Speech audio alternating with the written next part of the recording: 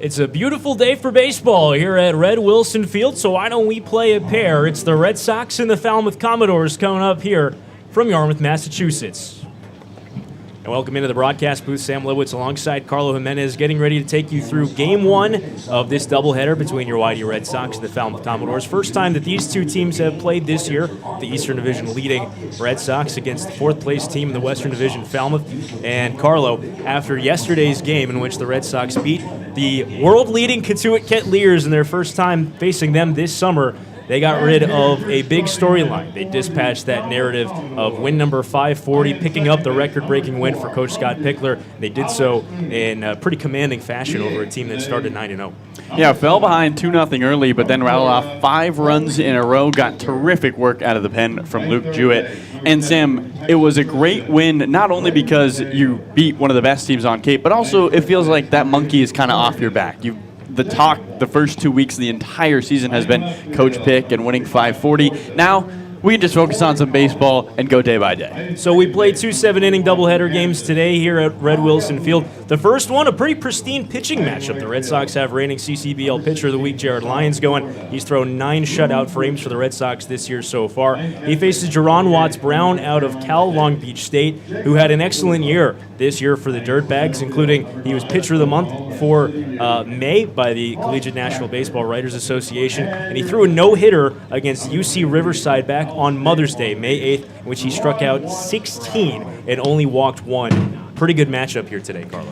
Yeah, we're going to see some great pitching, which is always good for the first half of doubleheader because if you go long in the first, you jeopardize the second. So I'm excited to see Jared Lyons, a guy who is draft eligible, Sam, and has most doubtedly bumped his draft stock these past 2 outings. If he can have a really strong third one, see that name rise maybe a couple rounds here due to his performance on the Cape. A couple of good breaking balls out of the right side of the pitcher's mound in Game 1. A couple of left-handers in Game 2. Connor Markle will face Wake Forest Josh Hartle. That'll be about 30-35 minutes after the conclusion of this one. But for now, we've got beautiful, bright blue, sunny sky, not a cloud in sight, and lots of baseball ahead on tap today from Red Wilson Field.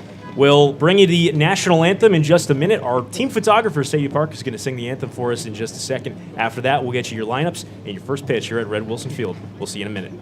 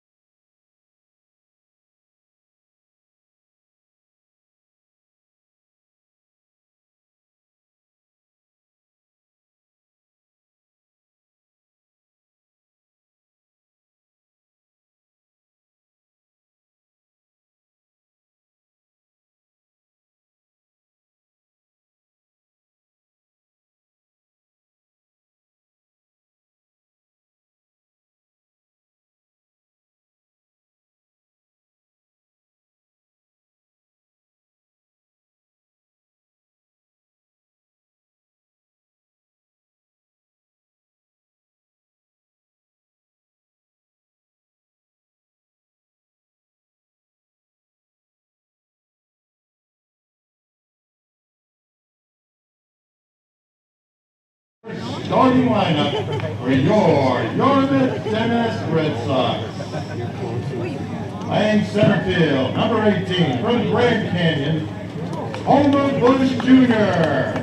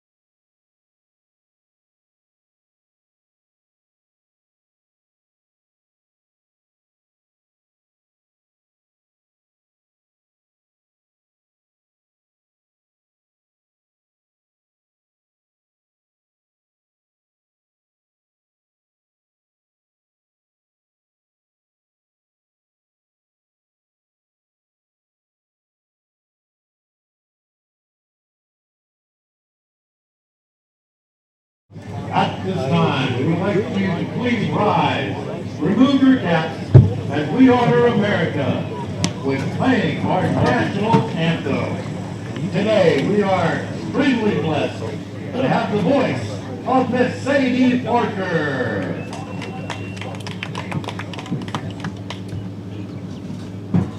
Oh, say, can you see by the dawn's early light what so proudly we hailed at the twilight's last gleam, whose broad stripes and bright stars through the perilous fight o'er the ramparts we watched were so gallantly streamed, and the rocket's red glare, the bombs bursting in air, gave proof through the night that our flag was still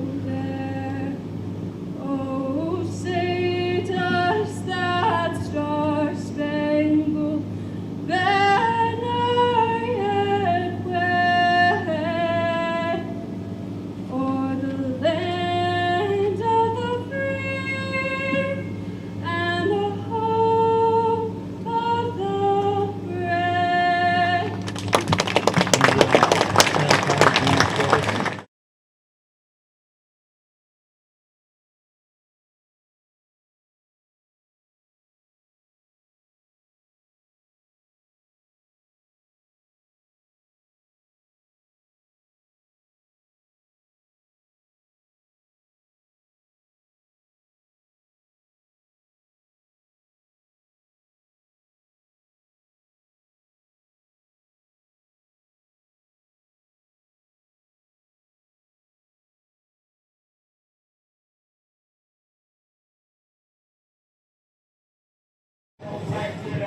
And welcome back to Red Wilson Field. Sam Lebowitz alongside Carlo Jimenez. Game 1 of 2 today between the Whitey Red Sox and the Falmouth Commodores. First time these two teams have squared off in the early goings of this summer.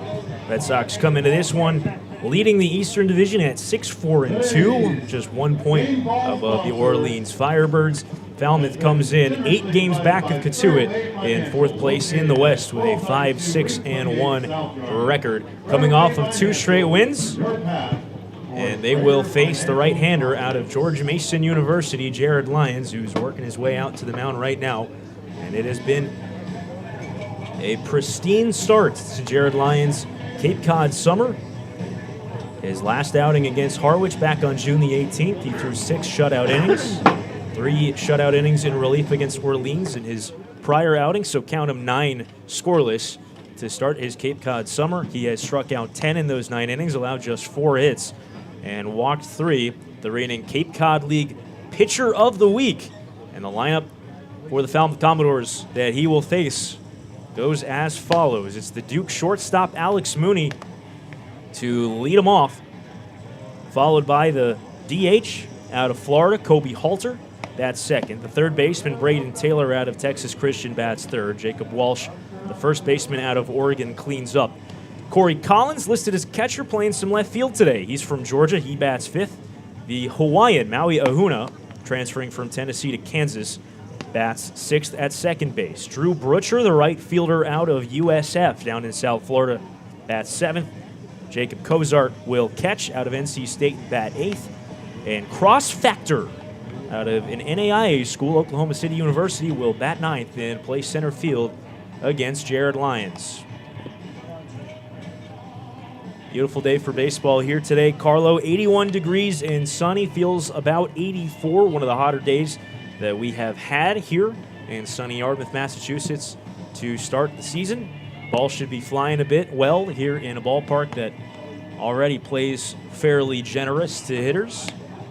And Carlo, the Red Sox are playing some good baseball. The Sox are hot. The Sox are hot. What I'm going to be really interested in is how this first inning or two goes for Jared Lyons. You know, he's from George Mason, not a big school. He has a good first outing. He's probably thinking to himself, all right, a good first outing. He backs it up with a second good outing, earns pitcher of the week. Now there's a little bit of pressure. You're no longer the guy that nobody knows about who comes in and pitches well. You're now the guy people have an X next to their name, and they know what's coming. So we'll see how Lyons settles in with that mounted expectation that he has in this third outing.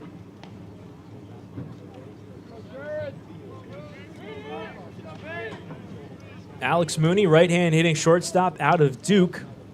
Rochester Hills, Michigan native, steps into the right-hand batter's box against the stirruped, mustachioed right-hander Jared Lyons, who's in the windup. And the first pitch home, a breaking ball in there for a called strike one, and we are underway. Balls and strikes being called by Joseph Labella today, with Louis DeLuis, the first base umpire, and Mark Delaney over at third. 0-1 from Lyons. Fastball in on the outside corner, strike two. Quick 0-2 count to Mooney. Comes in at 286 hitter, homered yesterday. That was the first home run that the Commodores have hit this season. Quick 0-2 count here on its way, and it's poked the other way and foul. We'll get to the defense for the Red Sox as we get underway here. Luke Schliger is catching Jared Lyons behind the plate. Caden Connor plays first. Chase Meindroff in at second. Hunter Haas will man shortstop. Mike Bovey on at third. First and 0-2 before the outfield, and a pop-up on the infield right side. Caden Connor calling all the way in fair territory. And he makes the catch, and that's how this one gets underway here at Red Wilson Field, a pop-out. Outfield for the Red Sox left to right is Jack Costello, Homer Bush Jr. in center, and William Hemmeter in right field. Now Kobe Halter, who's DHing today, Jacksonville native, left-hand hitter out of Florida. Plays his home games for the Gators down in Gainesville. A .375 hitter so far this summer with a homer, 9 out of 24.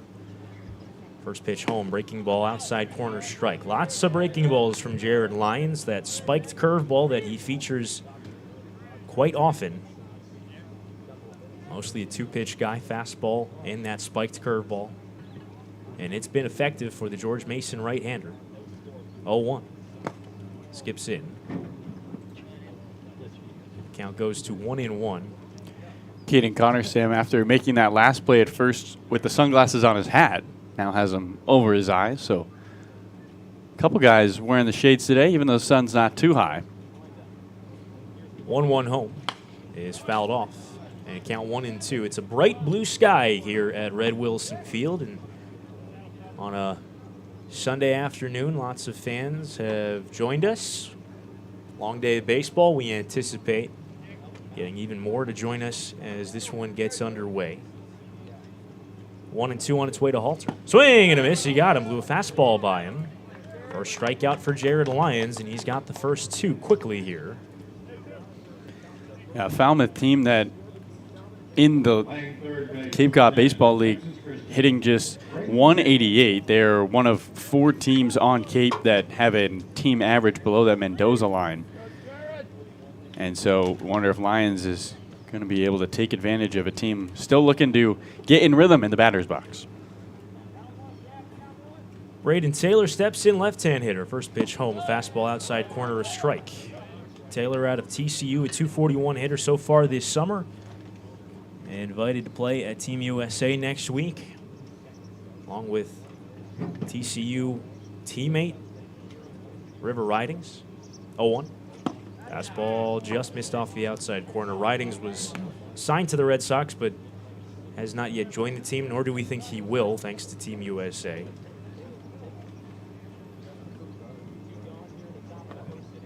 Second team all-conference player this year, Braden Taylor. At .314 for Texas Christian. 1-1. Curveball drops low. 13 homers, drove in 50. Got on base at a whopping .454 clip. He drew 55 walks this year. 2-1. Curveball down at his feet, and the count runs to 3-1. Red Sox have shifted right on Braden Taylor here. Mike Bovey playing more towards the shortstop hole. with 3 infielders on the right side, outfield rather, shaded around a little towards right. 3-1 coming home. And a curveball skips in for ball 4. So Lions loses Taylor, and a guy who walked 55 times for TCU this year will take a walk here in the first inning and bring Jacob Walsh to the plate. And I mentioned earlier the hitting struggles, Sam. This is a team that actually hits better with runners in scoring position and runners on base this season does Falmouth. So we'll see if having a runner aboard, maybe Lions now has to pay attention to Taylor over there at first, who does have 1 stolen base. Been a struggle for Jacob Walsh so far this summer as he steps into the left-hand batter's box. First pitch, slider misses low. Walsh, just a 129 hitter to start. First baseman out of Oregon. Has 4 hits and 31 at-bats, but 2 of those have left the ballpark, including 1 at Brewster just 2 days ago. 1-0. Fastball strike. He has both of those home runs have come in his last 4 games. 1 at Brewster, 2 days ago on the 24th. 1 at Chatham on June the 21st. Just finished his freshman campaign for Oregon. 295 hitter with 6 home runs. 1-1. Fastball, a strike.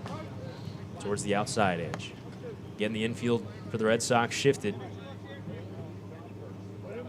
Shortstop Hunter Haas remains in his normal position, but Mike Bovey playing behind the second base back. Chase Mydroth deep in the hole towards right.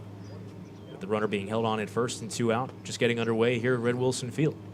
And a check over to Caden Connor at first, where Taylor is back in safely.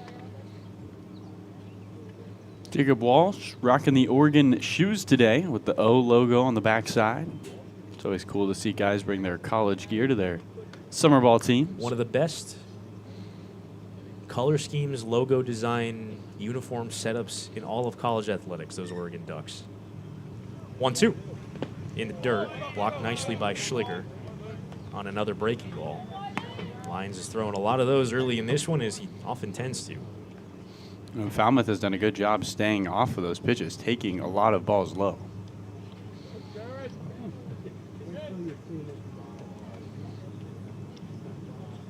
Freshman All-American Jacob Walsh facing a 2-2, runner on first, 2 down. Scoreless game, top of the first. On its way, swing and a miss. He got him with that breaking ball. Pair of strikeouts in the opening frame for Jared Lyons. Home, another scoreless inning for Lyons, making 10 to start his Cape Cod summer. We head to the bottom of the first here at Red Wilson Field. Red Sox coming to bat. We'll be right back.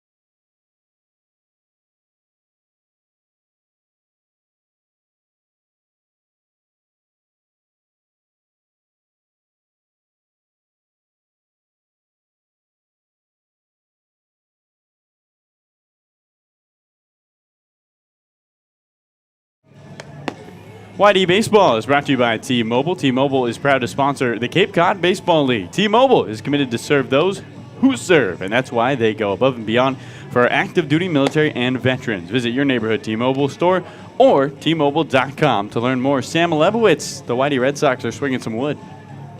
And they will swing that wood against the right-hander out of Long Beach State, Jerron Watts-Brown, who gets you into the teeth of his statistics this year. He was outstanding for the Dirtbags, especially to finish his season. The lineup that he will face for the Red Sox goes as follows. Homer Bush Jr. will lead off. He's the center fielder. Luke Schliger, the catcher, bats second. Chase Mydroth got on base 4 times yesterday. He bats third. Mike Bovey cleans up at third base. Caden Connors, the first baseman, batting fifth. Luke Franzoni, DH, bats sixth. 7-8-9, Jack Costello, Hunter Haas, William Hameter for the Red Sox in Game 1 of this double dip here at Red Wilson Field. The right-hander, Jerron Watts-Brown, to the bump. The first pitch home to Homer Bush Jr. misses away for ball 1. 4-pitch mix for Jerron Watts-Brown. 1-0. Again, missed away. Fastball, pair of solid off-speed pitches in his curveball and his slider. Also works in a changeup. This is his third appearance for Falmouth. 2-0. Fastball missed low, according to Joseph Labella. Count 3-0 on Homer Bush. Jerron Watts-Brown so far this summer is the 3-0. Grabs the inside corner. For Falmouth, he's 0-2 with a 5.68 ERA, but he struck out 10 batters across 6 1/3. He's also walked 4. 3-1 to Bush. Up the middle of base hit. Leadoff single Homer Bush. So he got a pitch to hit on 3-1 and stroked it up the center of the diamond. Speed aboard for the Red Sox to start things out. Luke Schliger coming to bat. And no-hitter today for Jerron Watts-Brown, as that was the highlight of his season. May the 8th, that was Mother's Day. He no-hit UC Riverside. Struck out 16, walked just 1, the lone base runner. With his mother watching, earned him National Pitcher of the Week and Big West Pitcher of the Week. First one, a Schliger runner going. Throw down is in time. Bush thrown out by Jacob Cozart, the catcher. Caught stealing. He was not wasting any time moving on the first pitch from Jerron Watts-Brown, and that leadoff single erased. Yeah, it looked like Homer didn't get the best of jumps. I mean, he was only out there for 1 pitch, Sam. It's hard to be able to read the pitcher. But pick aggressive early. 0-1 to Schliger. Missed away. Good chance to get you the defense here for the Commodores. Jacob Cozart, you already met him. He's behind the dish catching. Jacob Walsh at first. Maui Ahuna, the second baseman. Alex Mooney, the shortstop. 1-1 skips in at the feet of Schliger, 2-1. The third baseman's Braden Taylor. Left to right in the outfield is Corey Collins, Cross Factor, and Drew Brutcher. 2-1. Breaking ball drops in strike 2 over the outside corner. And it was not just that no-hitter in May for Jerron Watts-Brown. He was outstanding in May in general. 5 outings, 33 innings. 2-2 in there, strike 3 called. Got him on the inside corner of fastball. Schliger caught looking. First strikeout for Watts-Brown, who in that month of May, over those 33 innings, struck out 55. Pitched to a 1.64 ERA. That was 15 K per 9 in those 5 outings in May. Finished the season with 13.6 strikeouts per 9. The first dirtbag with 100 strikeouts in a season since 2018. Had 4 double-digit strikeouts in his last 5 outings. First one to Chase Mydroth. Fastball missed away. Mydroth got on base 4 times yesterday in Katuitt. 2 singles and 2 walks. 1-0. Breaking ball misses low. Quick 2-0 count on Mydroth. The no-hitter was notable for more reasons than just that. It's the 2-0 is a fastball strike. It was the most strikeouts in a game by a dirtbag since Jared Weaver set the program record with 17 in May of 2004. It's the first complete game by a freshman pitcher since Weaver in 2002. The 2-1 skips in for ball 3. And it was the first complete game by any Long Beach State pitcher since Chris Mathewson in 2015. Sounds like it was a big deal. As he steps off, it was an impressive outing that gained national attention. 3-1. Fastball strike outside corner. Mydroth drops the bat, and he will have to pick it up and see at least one more offering from Watts-Brown. Second hitter we've seen just in this inning, Sam, that has not been totally agreeing with Joseph Cabela's strike zone. Luke Schliger, a guy who doesn't usually swing at anything outside of his own strike zone, took a strikeout looking. 3-2. Breaking ball fought off foul right side.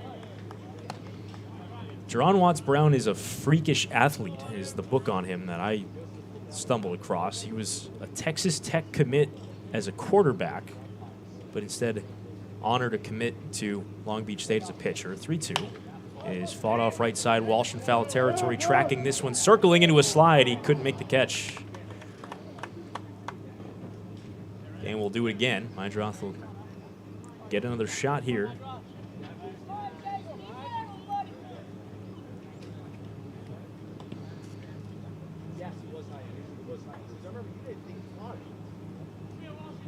We've already seen one strikeout in this inning. Obviously, the gaudy strikeout numbers from Jerron Watts-Brown this season, but he'll walk you if you let him. 3-2. Rolled up the middle of the diamond. Shortstop Mooney slides over towards the bag and will throw out Meindroth on at first to end the inning. After a leadoff single was set away with the caught stealing, Watts-Brown faces the minimum here in the first. To the second we go in Game 1. Red Sox and Commodores scoreless.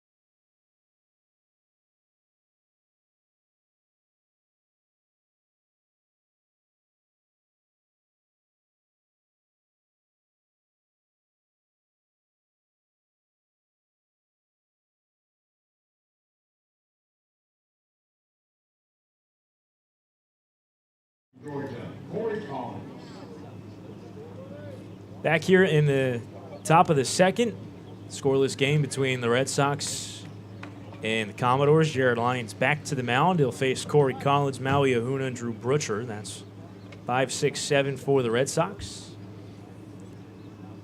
Collins, left-hand hitter, steps in. First pitch is lifted along the left field line, foul and out of play. Collins, bit of a utility type guy for Georgia, and now for the Commodores, listed as a catcher, has played mostly outfield as a Commodore. Coming in struggling, 2 for 14 for the summer. 0-1, curveball drops in, strike 2. Quick 0-2 count from the swashbuckler, Jared Lyons, a nickname that Carlo Jimenez is really trying to get to stick on Jared because of the facial hair mostly. 0-2, on its way. Popped up. Left side, the shortstop Hunter Haas giving a look towards the Red Sox dugout. It will get out of play. He's got that mustache that he curls. It's almost long enough to be waxed like a Raleigh Fingers mustache. He's got the goatee, the hair that sticks out just long enough from behind his hat. But it's more than just that, Carlo, right? It's the pants. That he wears his pants with the high stirrup socks. As another 0-2 comes home in the dirt. But because of the way he tucks them into the socks, they're a bit baggy. Yeah, you brought this up between innings. They remind you of the pants that a pirate would wear. I mean, how can they not? Especially considering one's higher than the other. Like, they're a little funky. 1-2. Swing and a miss. Got him with the curveball. Third strikeout already for Jared Lyons. He looks just as good as he has all summer so far in this one. Meeting Jared Lyons, though, we should say he is about the kindest soul on Cape. I mean, this is a guy who is so gracious with his time. So he doesn't act like a pirate, but he sure does look like one. You talk about the plus character as another skill that these scouts look at. And Jared's certainly a guy who is engaging to talk to. Very, very nice guy. First one coming home to Maui Ahuna. Off-speed pitch in for strike one over the outside corner. He's a nice guy, but if I'm a batter and I see that pitch, I'm not very happy. He's dealing right now. It's an 0-1 count on Ahuna. On its way. Lifted along the left field line, foul. Getting back out of play towards the trees. Where a couple of young fans will track it down after it hits off a branch. And Jared, not just a pirate in aesthetics, he gets his swords, which is a relatively new baseball term if you're unfamiliar. 0-2. Tipped foul at the plate, and Ahuna caught it off the bounce. That's an athlete right there. We have not seen anybody do that so far. Falmouth, Sam, you got a lot of guys wearing the high socks. Some are wearing the fake stirrups printed on the socks, and then you got Ahuna with just the brown color, more like maroon. The plain maroon socks. Blue gloves for the Kansas transfer. 0-2. Checked his swing on a pitch in the dirt. Did not go. Says the third base umpire Mark Delaney. In a 1-2 count on Ahuna out of Hilo, Hawaii. Struggling so far this summer. 190 hitter across 21 at-bats. Struck out 10 times in his first 3 games for Falmouth. 1-2. Upstairs. Fastball.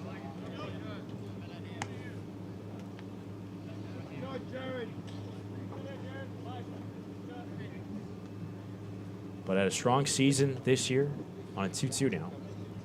In the dirt, curveball runs the count full. This year for Tennessee before heading into the transfer portal and committing to Tennessee. Finished the year on a 19-game hit streak. Was an all Big 12 first-team selection. Now 3-2. Tipped in and out of the glove of Luke Schliger, and we'll do it again. Overall, a .396 hitter this year for Kansas. Hit 8 homers. Facing a 3-2 on its way again. Lifted out to left towards the line. In comes Costello. It drops just in front of him. Foul. Lions with 3 strikeouts, Sam, but it has not been super smooth sailing for the swashbuckler. He has had to work long at-bats against these Falmouth hitters, making him grind a little bit.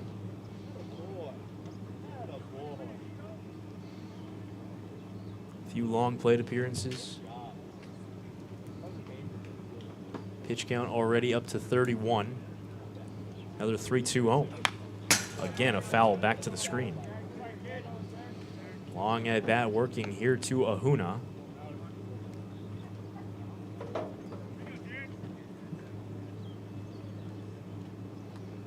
This will be the 10th pitch of the at bat coming here to the Hawaii native. On its way.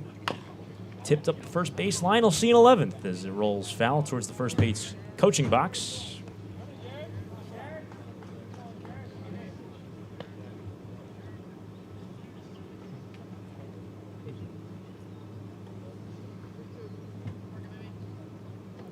Ahuna, a 1 for 3 yesterday, or rather 2 days ago, last time he played against Brewster. Did not play against Wareham yesterday at Gav Fuller Field. Luke Schliger having some trouble getting on the same page with signs. Line steps off and now works another 3-2. Check the swing. He went around for strike 3 on a curve in the dirt. Schliger applies the tag, and that's the second out. So an 11 pitch at bat, but Lyons wins the battle. Already his 4th K, and Drew Butcher will hit. With 2 out, nobody on. Butcher out of the University of South Florida. Another low batting average for the Commodores. Infield shifts right. First pitch home. Curveball drops in strike 1. 161 with a homer through his first 31 at-bats as a door. shift will switch over. Hunter Haas staying on the left side. Mike Bovey now playing up the middle. 0-1 home. Swing and a miss. Another curveball.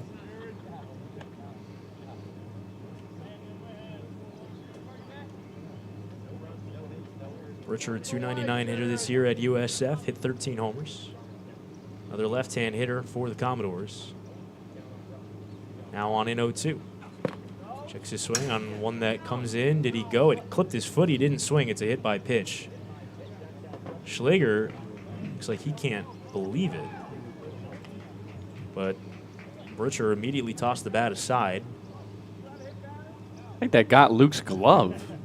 That's from the sound of it. They're going to call back Butcher, it looks like.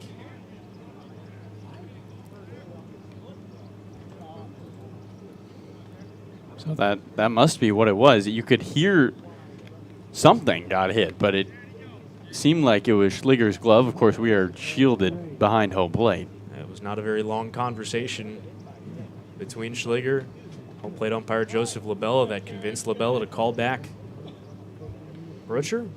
But if you wrote hit by pitch in your scorecard, I hope you wrote it in pencil. It's a 1-2 count from Jared Lyons to Drew Butcher on its way. Swing and a miss. Got him with a curve in the dirt. So Lyons strikes out the side in order here in the top of the second. He's already got 5 Ks through 2 hitless frames. We head on to the bottom of the second. Red Sox looking to get him a run in a scoreless game here at Red Wilson Field.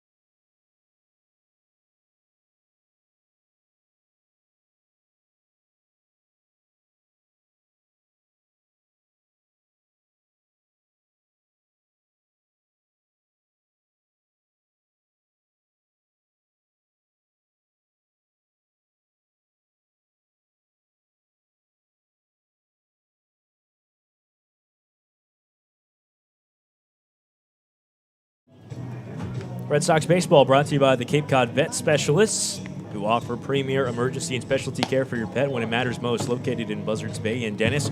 Learn more at CapeCodVetSpecialist.com. That's CapeCodVetSpecialist.com. And the Massachusetts State Lottery is a proud sponsor of the Cape Cod Baseball League. The Mass State Lottery is celebrating the games we love playing, from the baseball diamond to the many lottery games that help support all 351 cities and towns across the Commonwealth.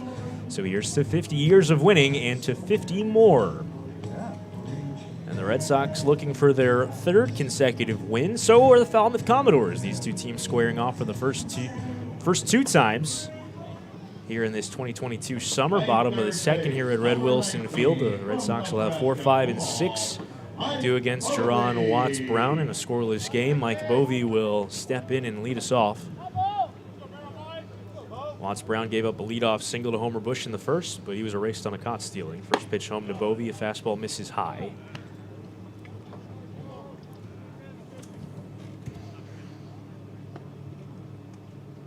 Bovey back at his third base position today.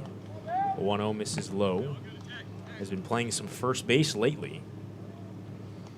They're back at the hot corner in this one. And a 2-0 is lifted along the left field line in foul behind a fastball towards the small hill over towards the Red Sox bullpen down the left field line, which is just about the only consistent shade you could find at Red Wilson Field right now.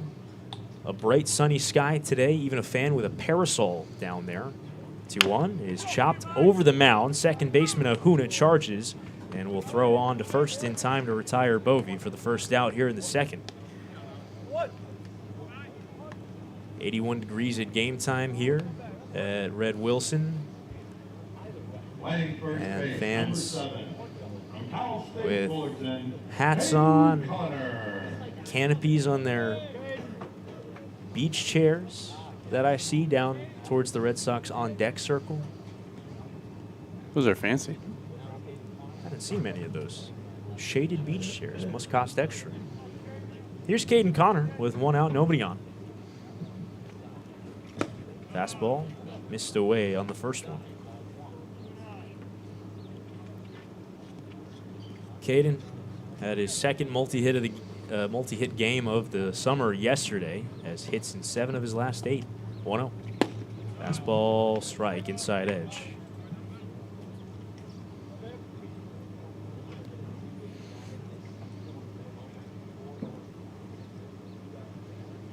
Luke Franzoni to follow here in the second. 1-1. Curve, missed down and in.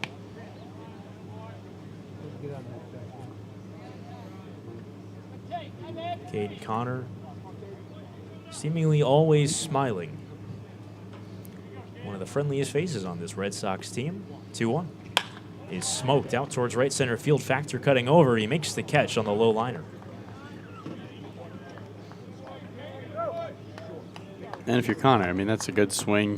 You get a good hit on that ball, just cut off by the center fielder Factor. And I think playing loose, one of the reasons that Caden has been able to find success so far this summer, Sam, really is a guy who never seems to get down, and he's in the lineup almost every day because of his consistency. Here's Luke Franzoni, designated hitter today. First one coming home is spiked by Jerron Watts-Brown.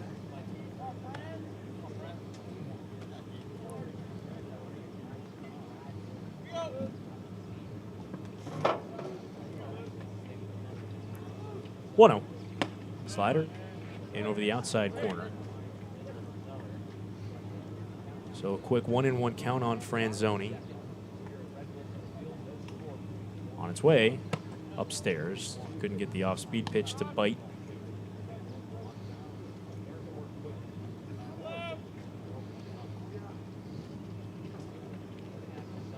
Two one is boxed around for ball 3.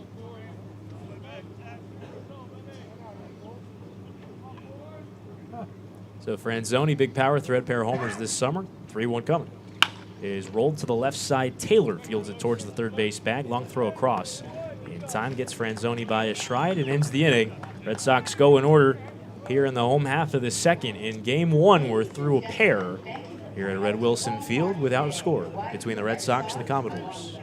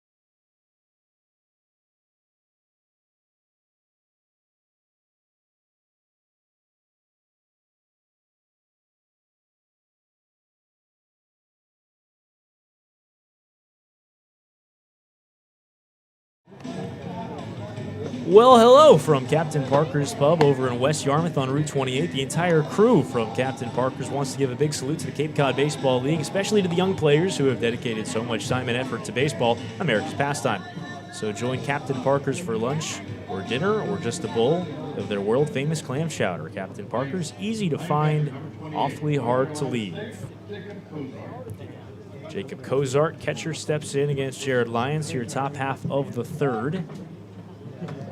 8-9-1 for the Commodores in a scoreless game. Game 1 of a doubleheader. First pitch from Jared Lyons. Breaking ball over the outside corner. Backdoored it nicely for strike 1. Cozart, the NC State catcher. An .095 hitter. Just 2 for 21 so far this summer. 0-1. Fastball in at his feet. Mired in an 0 for 8 stretch. His last hit came over a week ago, back on June the 18th against Wareham. 1-1. Breaking ball fouled off.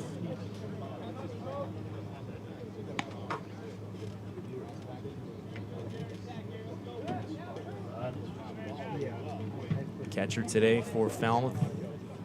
Jerron Watts-Brown, their pitcher today, apparently loves throwing to him. 1-2.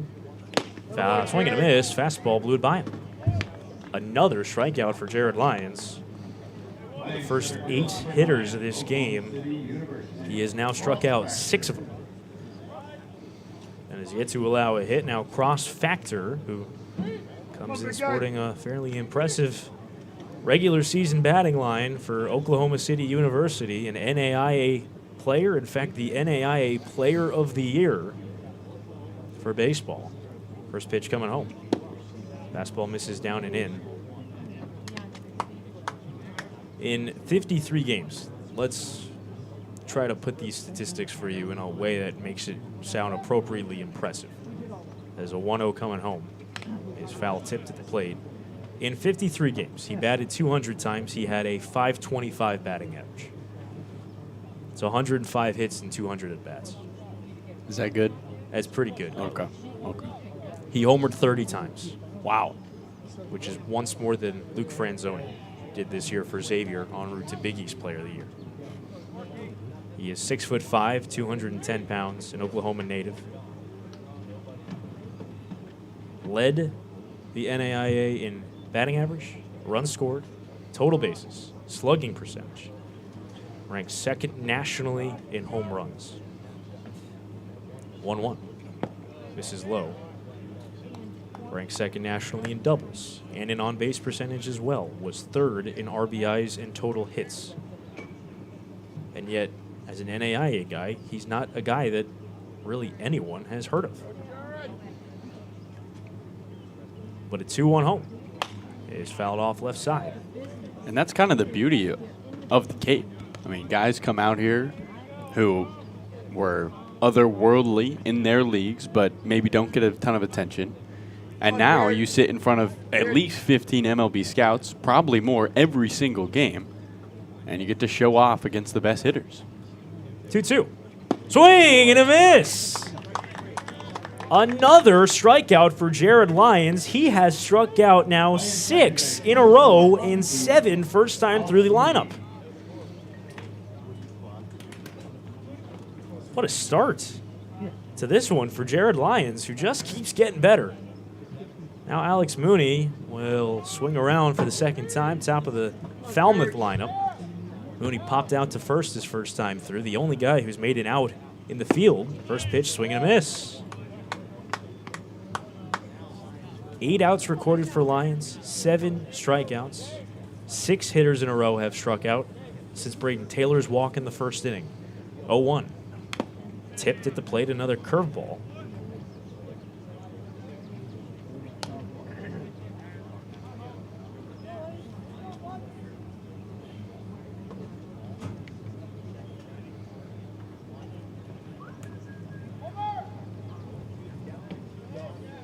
One. 0-2 on its way to Mooney. Foul tipped.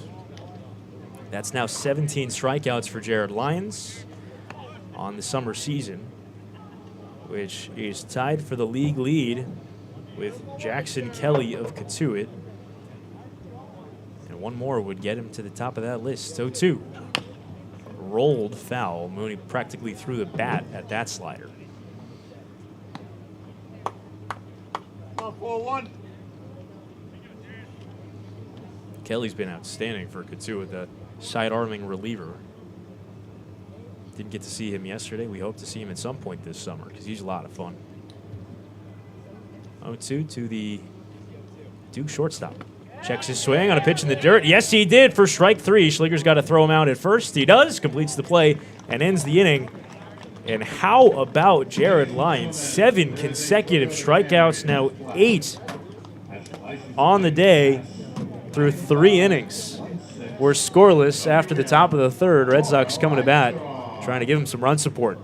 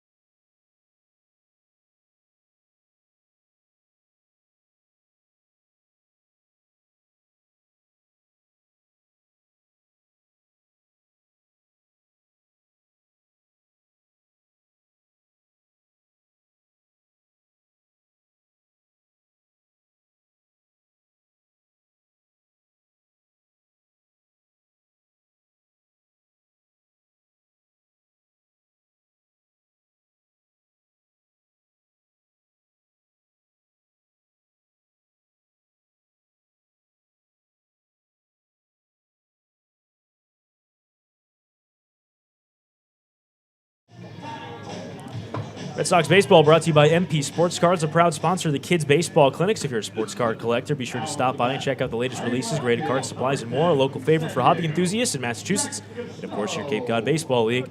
Stop into their store, mention code Red Sox for one free pack of 2022 Topps Baseball updates. First pitch to Jack Costello, a curveball, strike one. MP Sports Cards at 71 Main Street in Carver, Massachusetts, or online at mpsportscards.com. That free pack with any purchase. Some exclusions apply. 0-1. Checks the swing on a fastball away. Didn't go.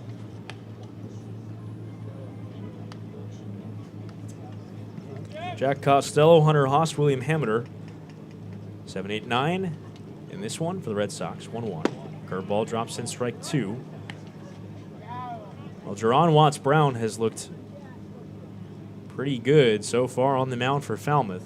As a 1-2 is nubbed up the third baseline foul. But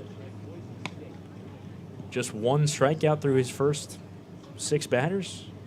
That's rookie numbers, Carlo. As Jared Lyons has looked fantastic on the opposite side. 1-2, slider missed away. Jared Lyons has struck out 8 batters through the first 3 frames and will enter the 4th inning having struck out 7 in a row. 2-2, missed away. Count runs full on Jack Costello.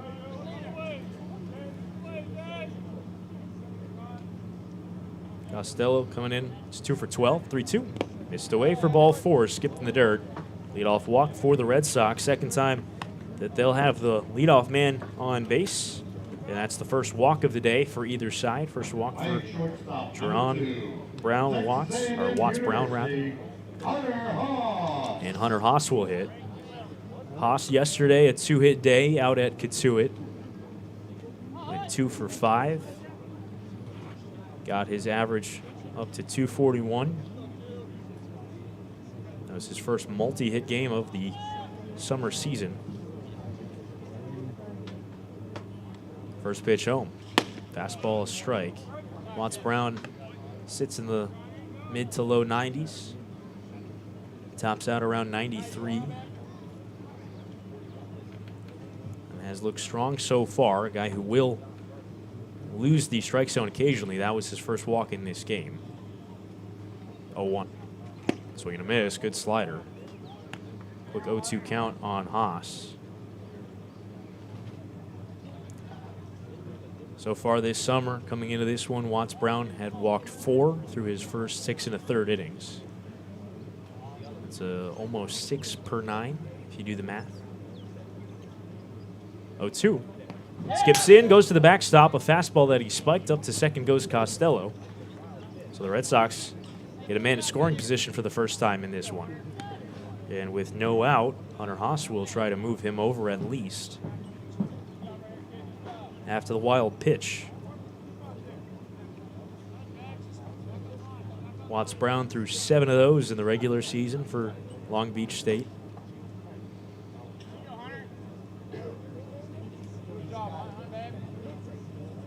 One, 2, home to Haas. Slider swung on and missed for strike 3. Waves and misses on one running away from him. Second strikeout for Watts-Brown, and William Hammeter will bat with a runner in scoring position and 1 away. William Hammeter. Hammeter had a good day yesterday for the Red Sox. Made an outstanding catch in left field. Drove home his second run of the year on a base hit late in that game. First one. And slashed down the left field line, heading foul.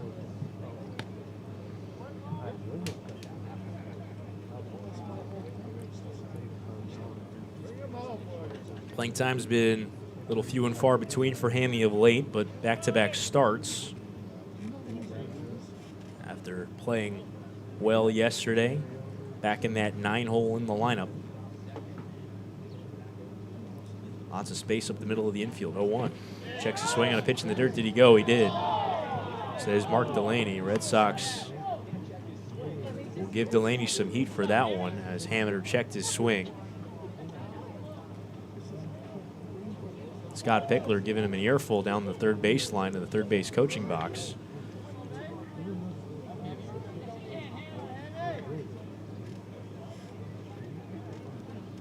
Runner on second.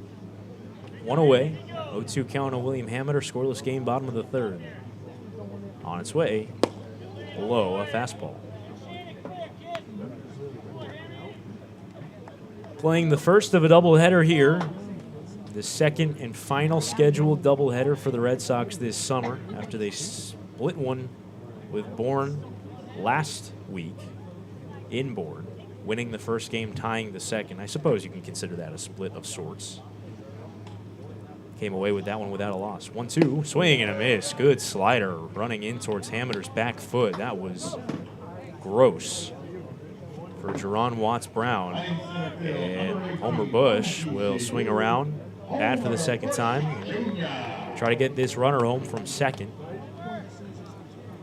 Costello walked, advanced to second on a wild pitch. Back-to-back strikeouts for Watts-Brown have gotten him close to getting out of this one. Bush singled his first time through and was caught stealing. First pitch home is swung on and fouled towards the Red Sox dugout. Gunnar Goldsmith out from the dugout to make a beautiful play with his bare hand. Gunnar always ready. With the glove, a guy who plays a multitude of positions for these Whitey Red Sox. True utility guy, one of a couple on this roster. 0-1 to Bush. Checked his swing on a pitch in the dirt. He went another slider. Lots of beautiful breaking balls on display in this one. If you're a fan of spinners, then we have something for you in this one. Both pitchers sporting excellent curveballs.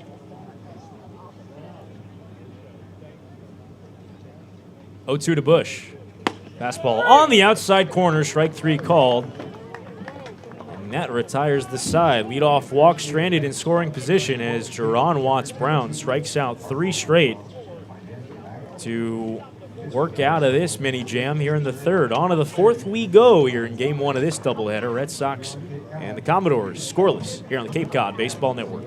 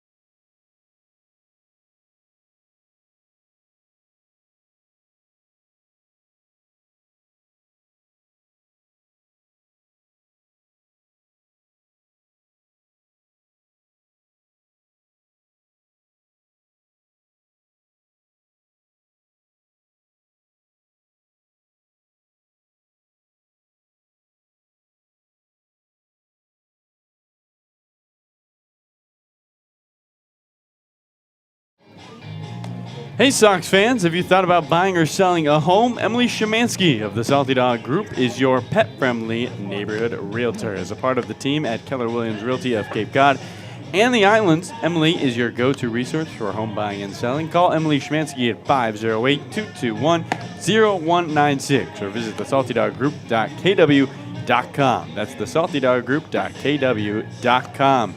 Sam Lebowitz, Jared Lyons is pitching. He is pitching outstanding. 8 strikeouts through the first 3 for Jared Lyons. He comes into this top of the fourth scoreless game, Red Sox Commodores, having struck out 7 straight hitters. First pitch coming home to Kobe Halter. The DH swings through that one, 0-1. Halter, would you believe it, a strikeout victim his first time through. We're getting into potentially record-setting territory for Jared Lyons. 7 strikeouts in a row is a lot. 0-1. Checks his swing. He went. There's one of those swords. We're still having trouble finding the most strikeouts consecutively in a game, Cape Cod Baseball League, but we have some reference points in Pro Ball. 0-2. is lined towards right center, a base hit. So there's so much for that. First hit for the Commodores. Kobe Halter aboard with a leadoff single. Breaks the string of strikeouts Playing third base, number 10 from Ccbl. for Lions. I was going to say that the record for consecutive strikeouts in a Major League Baseball game is 10. That's been done 3 times. Tom Seaver, Aaron Nola, Corbin Burns. And in 2019, a Red Sox minor leaguer by the name of Yusniel Padron Artiles struck out 12 in a row. That was a pro baseball record. Here's Braden Taylor. First pitch home, fastball misses just low. The 8 strikeouts in this game for Jared Lyons might not be a Cape Cod record, but they are a record for this season in Cape League play. Ties the most by a pitcher with Eric Swan of Wareham, who did it yesterday against these Falmouth Commodores. 1-0. Breaking ball bends onto the outside corner. 1-1. Say, Jared, big breath.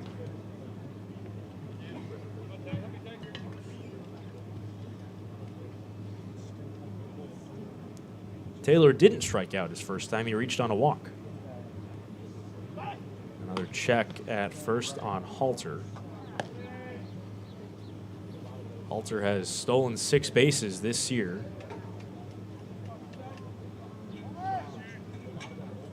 Looks like he's been caught once.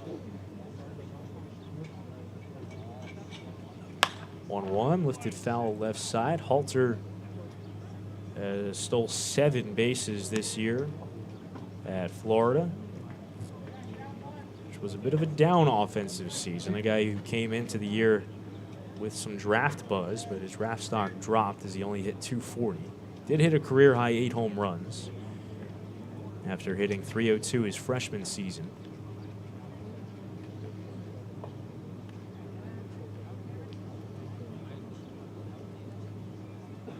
One-two, and they picked him off.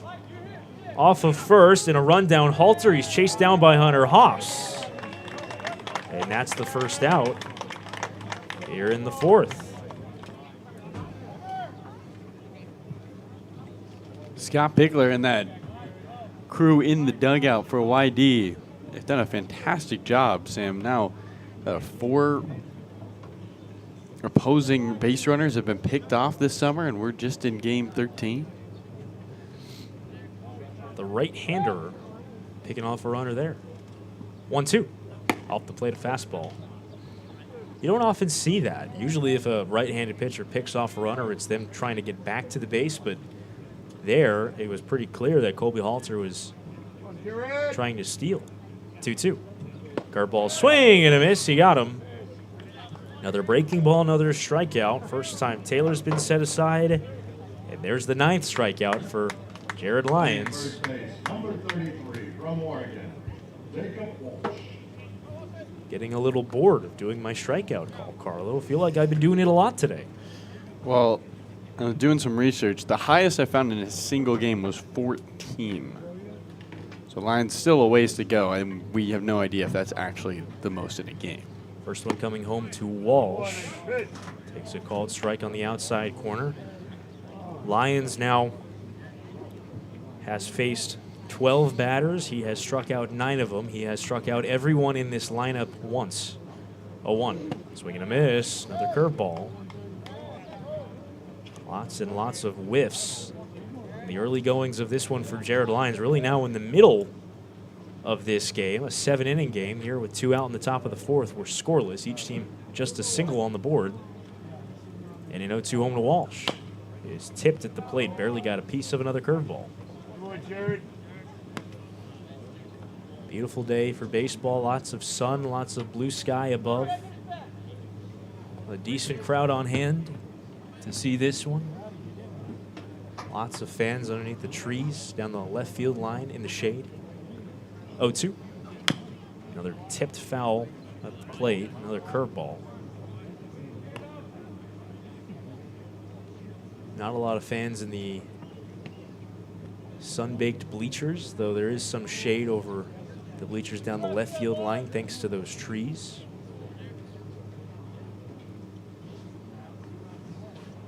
Infield shifted around right on Walsh. 1-2. Swing and a miss. Got him in the dirt with another breaking ball. Another strikeout for Jared Lyons as Schliger completes the play at first. Make it 10 through 4 frames for Jared Lyons. He is feeling it on a beautiful Sunday afternoon here at Red Wilson Field. Game 1 of a doubleheader. The Red Sox and the Falmouth Commodores scoreless to the bottom of the 4th.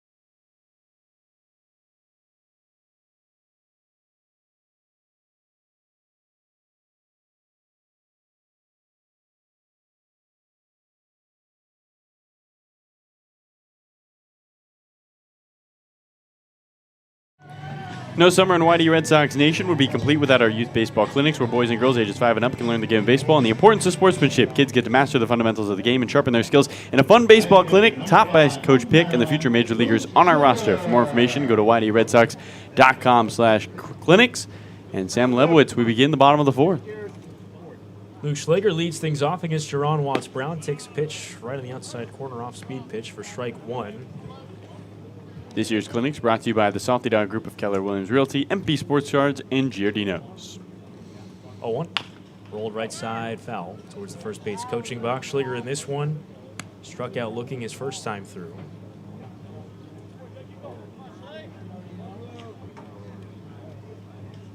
Red Sox and Commodores scoreless here at the bottom of the 4th. First of 2 between these two today on a brilliant sunny Sunday afternoon.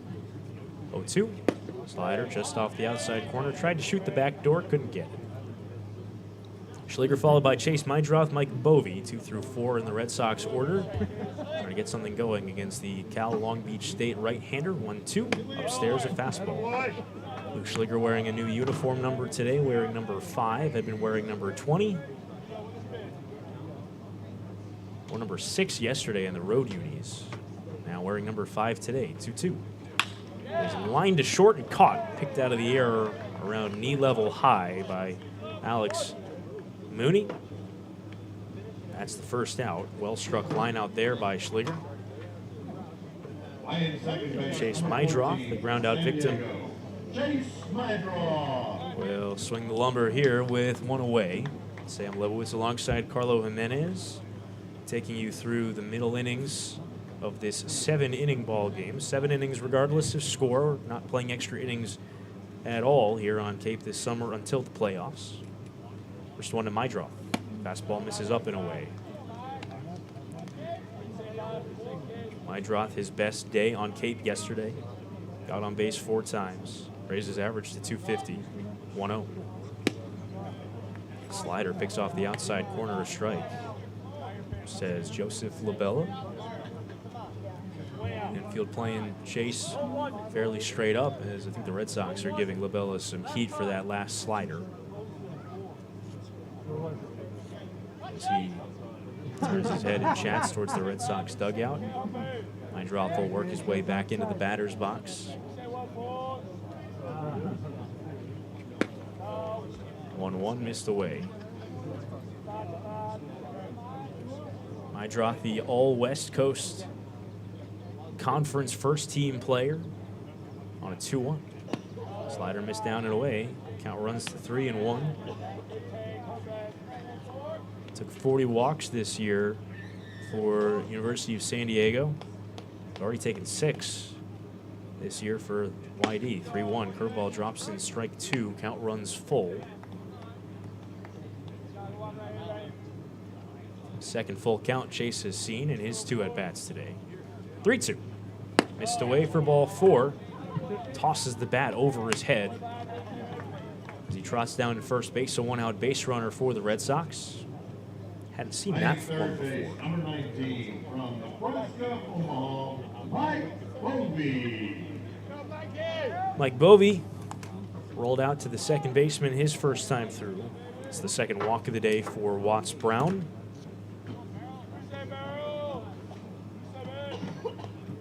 Bovee went 1 for 3 yesterday and could 2 it. Runner going, starts and stops and heads back to first. 1 out, guys. 1 out. As that one was a strike, not a fastball.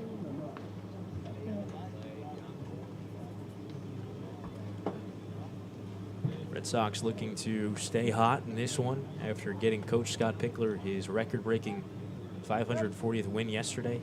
0-1. Again, Mydroth starts and stops, and then again called strike. 0-2 on Bovee.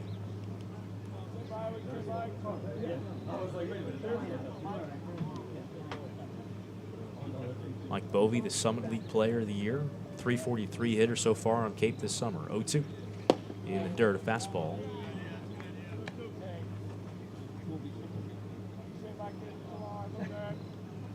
An outstanding year for Nebraska Omaha, in which he hit 364 with 23 doubles. 1-2. Low curveball. Mike hit 8 homers this year, but has yet to leave the yard this summer. But the weather starting to heat up. We're up above 80 today. Ball should travel a little bit better than it would on those 65-degree days we had in the beginning of the summer. 2-2. Checks his swing on a fastball up, and he made contact with it. A foul tip held by the catcher, Jacob Cozart, for strike 3. If he hadn't clipped that ball, I don't think you could have called it a swing, but the pitch was up and in, and it tipped off the bat and found its way into Cozart's glove. It's strike 3. 5th strikeout for Jerron Watts Brown in this one. And Caden Connor will hit with Mydroth on at first and 2 out. Red Sox trying to break through against a standout arm on the mound. In this one, Mydroth again starting and stopping. The first pitch home, missed away, a changeup. He's done that a couple of times. Not sure if Red Sox are putting plays on or if Mydroth has been trying to get a read on Jerron Watts Brown. We haven't seen Mydroth really run much. He has 1 stolen base and 1 attempt. 1-0. Fastball, strike.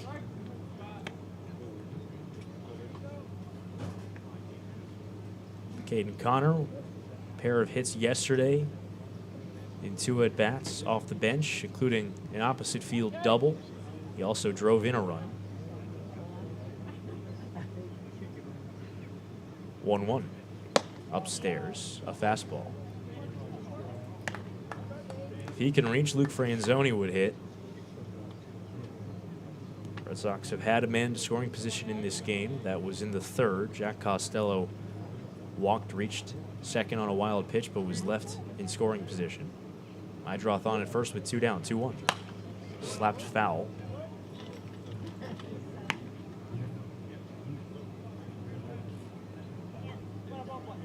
So we'll do it again on a 2-2 count. To the left-hand hitting Caden Connor. Big West Conference second teamer out of Cal State Fullerton.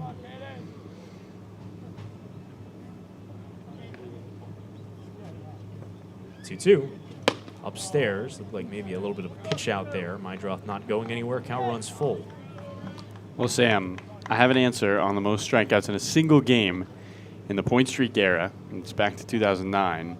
Sean Manaea with Hyannis had 15 against the Falmouth Commodores in 2012. Sean Manaea, former Oakland Athletic, current San Diego Padre, Indiana baseball product. Before a 3-2. Watts will step off and fake a throw to first with Walsh, the first baseman, playing behind Mydroth. He'll get a free start here. 3-2, 2 out here, a scoreless game in the bottom of the 4th.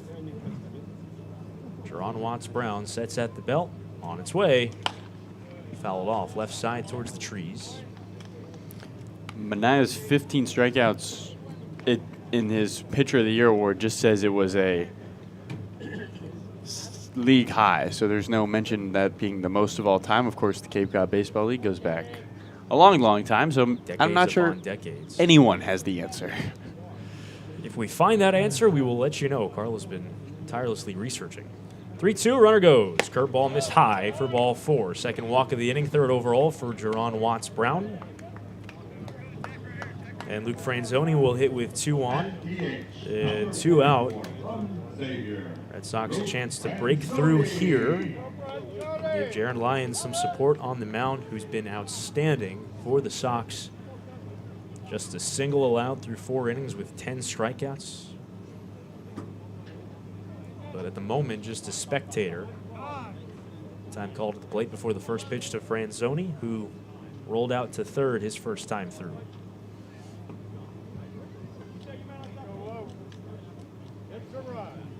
First pitch is slapped out towards left center, and it's going to get down and pass factor and go to the wall.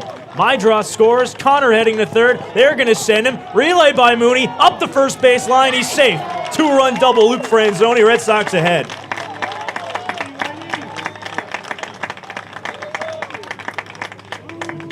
There's your run support. Jared Lyons. 2-0 Red Sox. Franzoni drives home his 5th and 6th of the summer on his second double.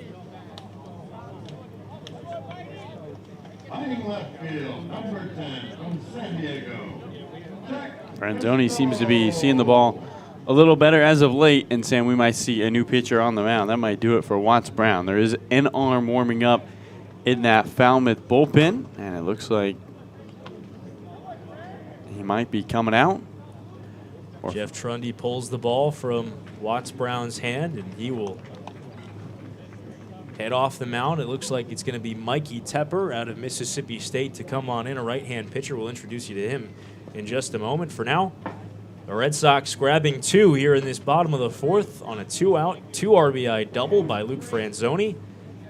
As we'll take a quick break before the pitcher comes in. Red Sox lead the Commodores 2-0 here at Red Wilson Field in Game 1 of a double dip.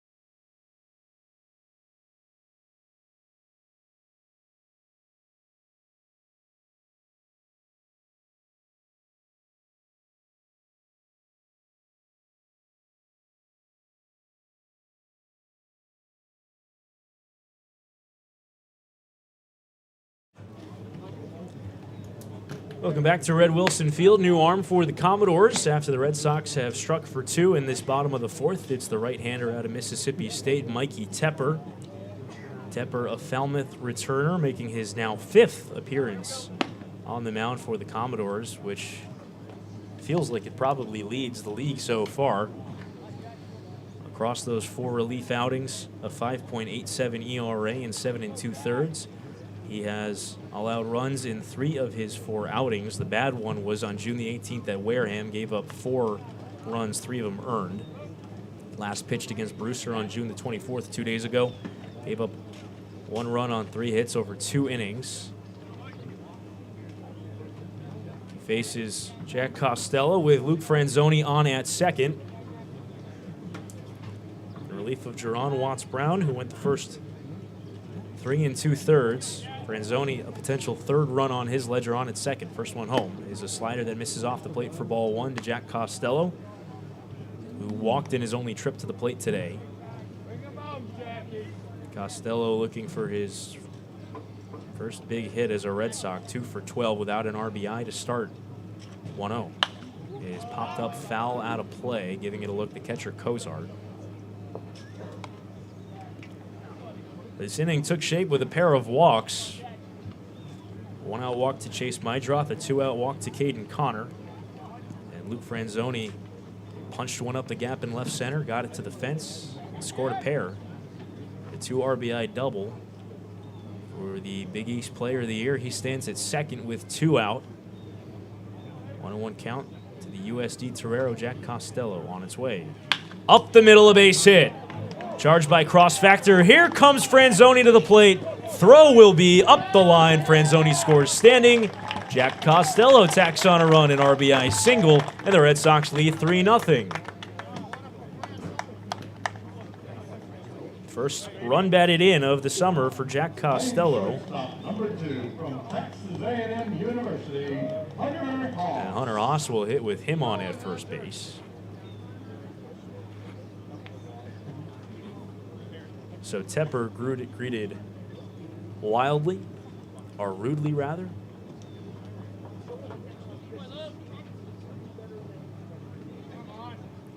Five appearances does tie the league lead for Tepper. First pitch to Hunter Haas misses down and in for ball 1.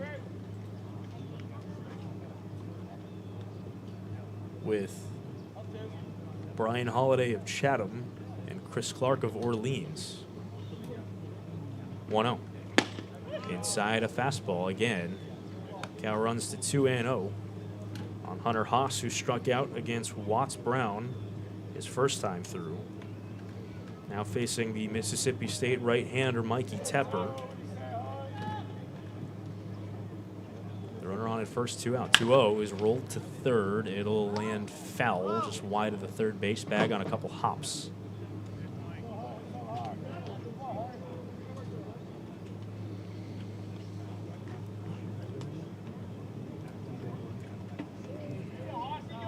Three 2-out runs for the Red Sox here in the bottom of the 4th. Chance for more. Hunter Haas with a runner on first, 2 out. 2-1 count to him. Low for ball 3 if Hunter can reach. William Hameter, who had a good day at the plate yesterday with an RBI knock, will hit. We'll see if Hunter gets something to put a good swing on here on 3-1 on its way, and it's lined into left field for a base hit on a couple hops past the shortstop Mooney. Up to second goes Costello. 3rd consecutive hit for the Red Sox. Hunter Haas gets on the board with his first hit of the day. And Hameter will hit. Saw this yesterday for the Red Sox, getting the line moving with guys on base. Cole Carrig is going to pinch hit for William Hameter. Probably take over in right field as well. Switch hitter will bat left. San Diego State Aztec. Getting his first licks in this one, a .333 hitter. 1 for his last 11 at the plate after a hot start. First pitch, swing and a miss. High fastball came out of his shoes.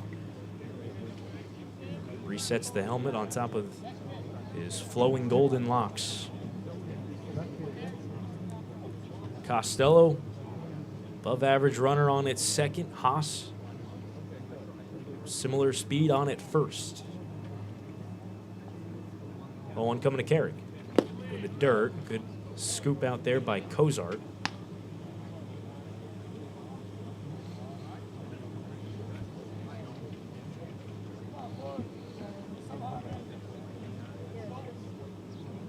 Carrick took an 0 for yesterday with a strikeout in Katuitt. He did walk once.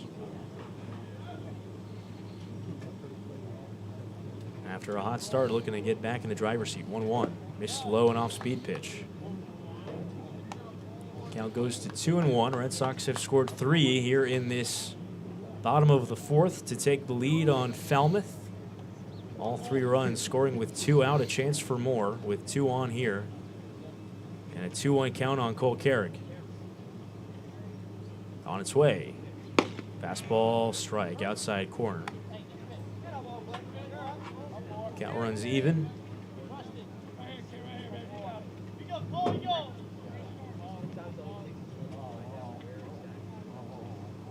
A little over an hour and 15 minutes deep into this one. Red Sox have punched across 3 here in this 4th. Carrick chokes up with 2 strikes.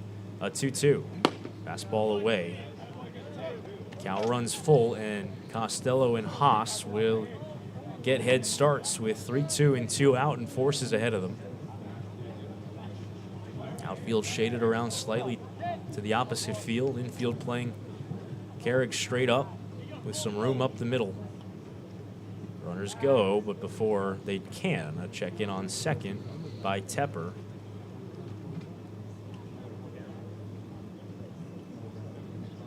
Costello, the runner on second. Haas at first. Both run well. 3-2 to Carrick. They go in the dirt for ball 4. He missed wildly with a fastball, and the bases will be loaded after Carrick walks for a 5th time this summer. Cozart will go and chat with his Mississippi State right-hander. Playing center field, number 18, from GCU, Homer Bush Jr. will try to make something of this 2-out situation, and Jeff Trundy is trotting out to the mound. He's going to talk to Tepper. Doesn't look like anyone is warming in the Falmouth bullpen, but Trundy, Cozart, and Tepper will chat before he pitches to Homer Bush. And in these doubleheaders, Sam, you have to be even more particular about how many pitchers you use, how deep you go into a bullpen. Both teams have tomorrow off, but it is a tricky situation. Let's do some quick scores around the Cape while we're here. Why don't we, Carlo? What do we got? Well, Stony Brook Field is hosting the Bourne Braves, where the Brewster Whitecaps have a 2-0 lead. That game is in the bottom of the 3rd. There's 2 other games that have just started. In the bottom of the 1st at Hyannis, Chatham and the Harbor Hawks scoreless. And in the top of the 1st at Orleans, well, the Katuitt Cavaliers are playing mad. They're up 2-0 already on the Orleans Firebirds. Wareham and Harwich to begin at 4 o'clock at Spillane Field. So some close scores around the league thus far. This 3-0 lead for the Whitey Red Sox, the largest lead for any team across Cape as of right now. And here's Homer Bush. Tepper's going to work out of the full windup. Bases full of Red Sox with 2 down. Tepper's come in, allowed his first 3 runners to face. First one home to Bush. Slider missed away for ball 1. Homer in this one, a single, a strikeout. He was caught stealing. Tepper this year had a rough year, mostly out of the bullpen for Mississippi State. 1-0. Slider slashed foul. The ERA is a gaudy 9.49 across 17 outings, 15 of those in relief. Did strike out more than 10 hitters per 9 innings, but the walk numbers are also very, very high. 1-1. Missed inside, a slider bent around the plate.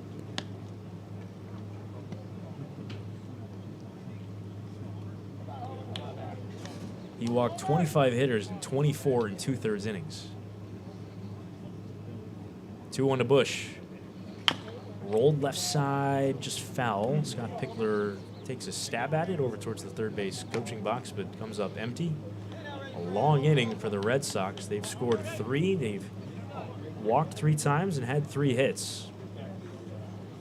Every time Homer Bush takes a swing, Sam, he turns down the third base lineman, looks at Scott Pickler, who's giving him some sort of instruction. Probably no threat of a squeeze with 2 strikes now. 2-2.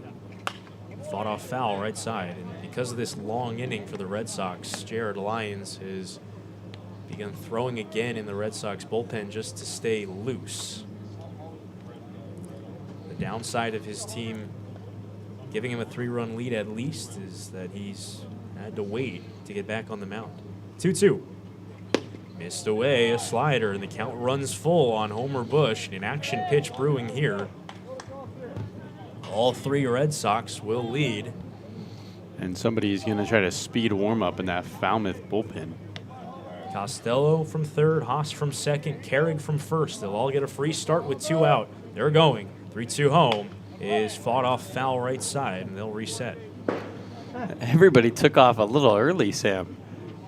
Costello was almost home when that pitch came down the hill. Costello was practically walking towards home plate as that pitch approached Homer Bush. I mean, they're taking off so early. TSA pre. 3-2. Swing and a miss. Got him with a high fastball. Bush swung at ball 4 there. Slams his bat down and walks back to the Red Sox dugout. A productive inning for the Sox. They scored 3 with 2 out and give Jared Lyons a lead here in the middle innings at Red Wilson Field. To the 5th we go. 3-0 Red Sox.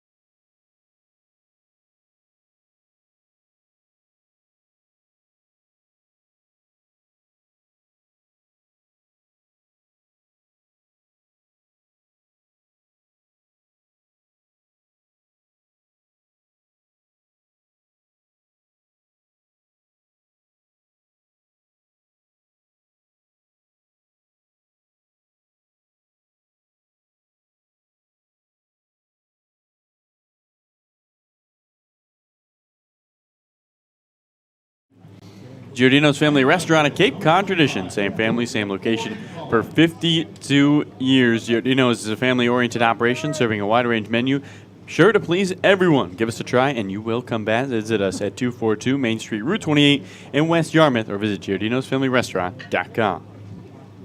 Jared Lyons back to the mound. Corey Collins swings at the first pitch and lifts one out to right center. Cole Carrig cutting across makes the catch for a quick first out, a rare ball in play that results in an out. It's the second time that a ball in play has resulted in an out in this game, as Jared Lyons has struck out 10 through the first now 4 1/3. The other outs, a ground out, or a pop out rather, and a pickoff on the base paths. So 1 out here in the 4th. Red Sox lead 3-0. Here's Maui Ahuna. Strikeout victim, his first time left-hand hitter. First pitch in towards his foot. Another sword on a swinging strike. Jared Lyons continues to rack up the whiffs on that spiked curveball that has been a true weapon for him this summer. 0-1. This one in at his feet. Taken. And the Commodores have not really made many adjustments. Sammy's thrown 50 strikes to 18 balls. His next pitch will be his 69th by that count. On its way, 1-1. Swing and a miss. Nice curveball there. Count goes to 1-2 on Ahuna. Transferring from Tennessee from Kansas, where he'll join the Volunteers after a strong season, which he hit .396 for Kansas. 1-2. Threw a fastball, missed inside.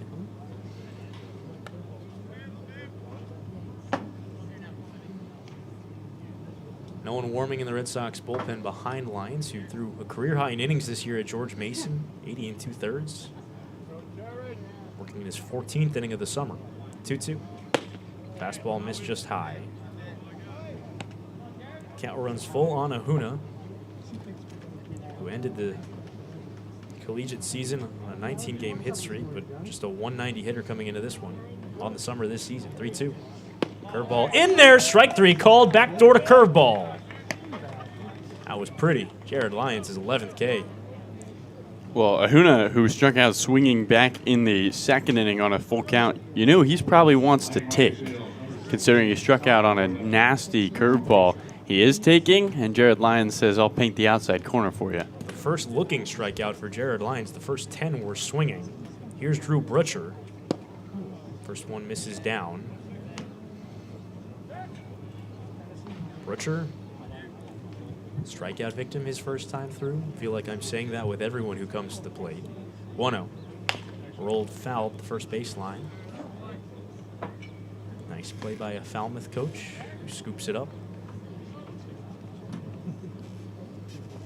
Red Sox leading 3-0 here. Top half of the fifth, seventh inning, 7-inning game in the doubleheader today. 1-1. Missed high, a fastball.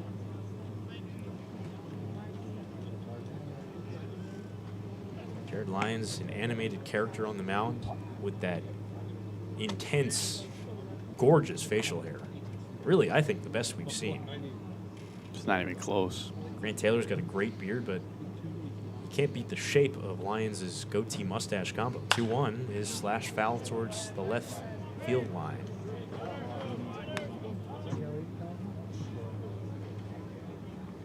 The shift switches over. Mike Bovey will assume the position up the middle, with Hunter Haas, the shortstop, playing at his standard position. Second baseman might drop deep in the hole. 2-2. Curveball couldn't get it to hit that outside corner. Only thing that's going to take Lyons out of this game, Sam, is probably that pitch count. But if he's pitching to raise his draft stock, he might tell Scott Pickler, I just want to keep going. 3-2 count on Brutcher on its way. Hit in the air to right field, hit pretty well. Carrick a few strides back, and he makes the catch.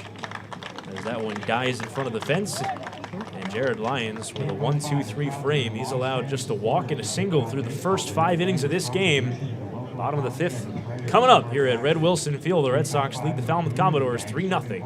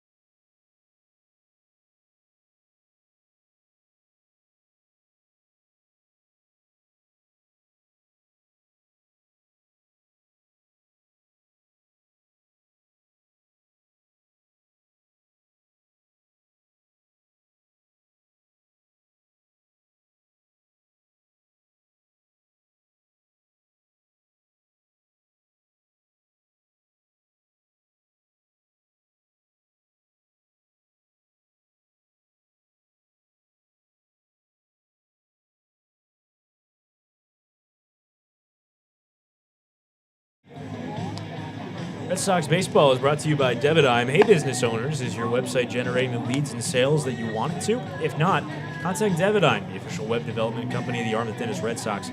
Devidyme offers a comprehensive website audit that will identify ways to improve your site and increase your ROI.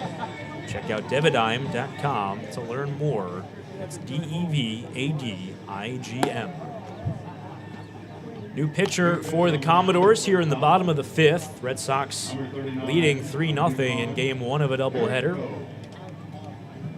It's the left-hander out of Yukon, Garrett Coe, who will pitch for the first time this summer for Katuitt. 6'6", listed at 256 pounds, and he looks every bit of it.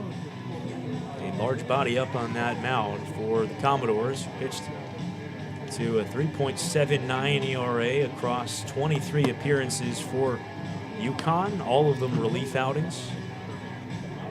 He has some history with Falmouth manager Jeff Trundy. Trundy, who's not like a lot of these other Cape League managers who coach at a college during the spring season. Trundy coaches at the Frederick Gun School, which is a high school. It's a prep school, and that's exactly where Garrett Coe played his high school ball. So he lettered under Jeff Trundy every year at the Frederick Gun School in Connecticut.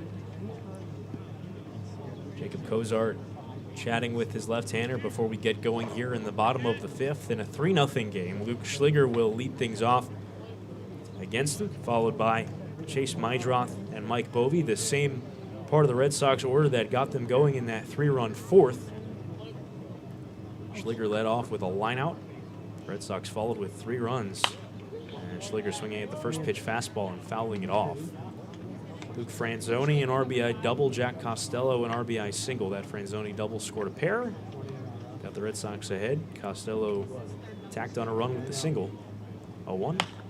Fisted over third down the left field line. This one's going to find some real estate fair. A base hit for Luke Schliger.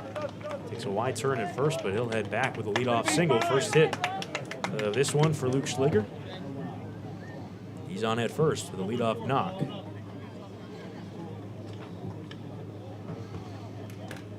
And Chase Mydroth will come on and hit. With nobody out, Red Sox trying to tack on to a 3-0 lead. In game 1 of a doubleheader here between these two teams, the first of 4 that the Red Sox and Commodores will play this summer. Getting half of those games out of the way today. First one home to Mydroth, misses high. Red Sox will have 2 at Falmouth later in the summer, but these will be the only times that these two teams will play here at Red Wilson Field. 1-0 to Mydroth. Fastball misses high, 2-0. Mydroth ground out a walk, he scored a run.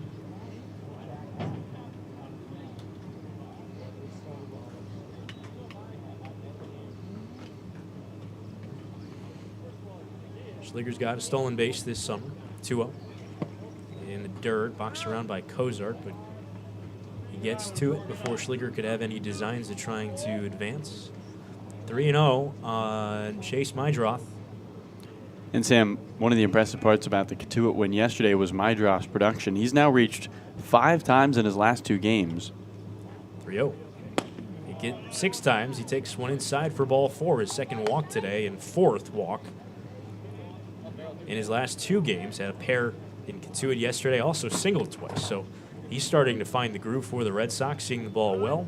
Mike Bovey, left-hand hitter, will face the left-hander Coe. With 2 on and nobody out. Red Sox trying to put this game out of reach. In the bottom of the 5th.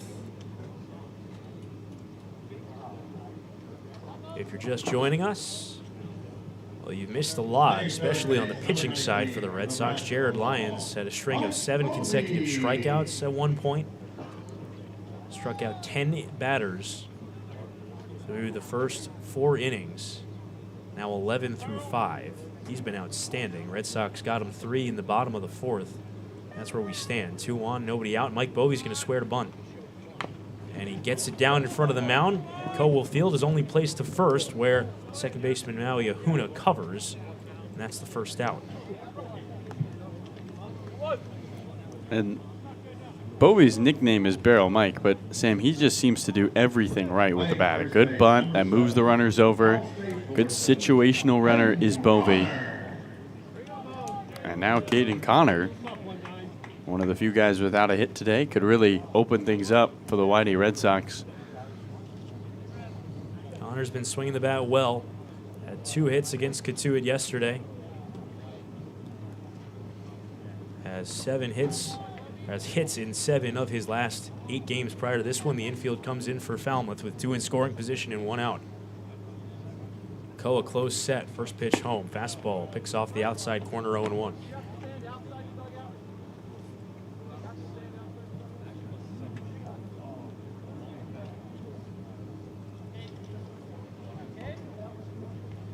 Left on left matchup here. Caden Connor lined out sharply to center, has also walked. He also scored in that 4th inning.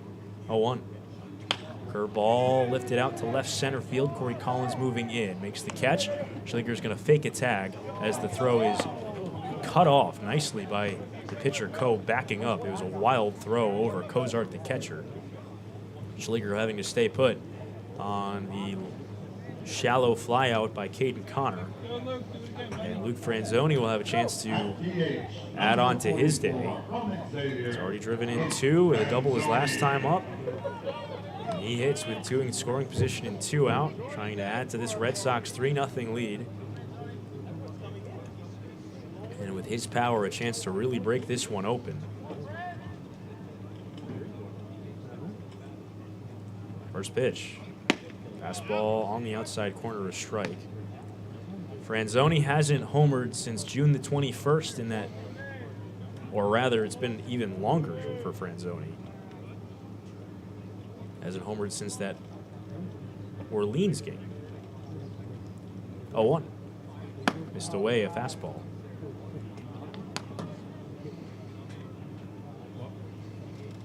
It was June the 17th when the Red Sox walked off Orleans. That was his first home run, his 2nd home run of the season. Hasn't gotten one out of the ballpark since then. But the Red Sox haven't been doing it with the long ball. 1-1, change up in the dirt. Not at least much. They had the 2 home runs in the 3-2 win over Chatham the other day, but beyond that, they've been doing it with some timely hitting, taking advantage of mistakes. 2-1. High fly ball on the right field line. The first baseman, Walsh, calling it right along the line and makes the catch as his second baseman, Ahuna, falls beneath him. That ends the inning. The Red Sox strand 2 in scoring position, unable to add on to this lead. We head to the 6th inning here in Game 1 of the doubleheader. Red Sox leading the Commodores 3-0.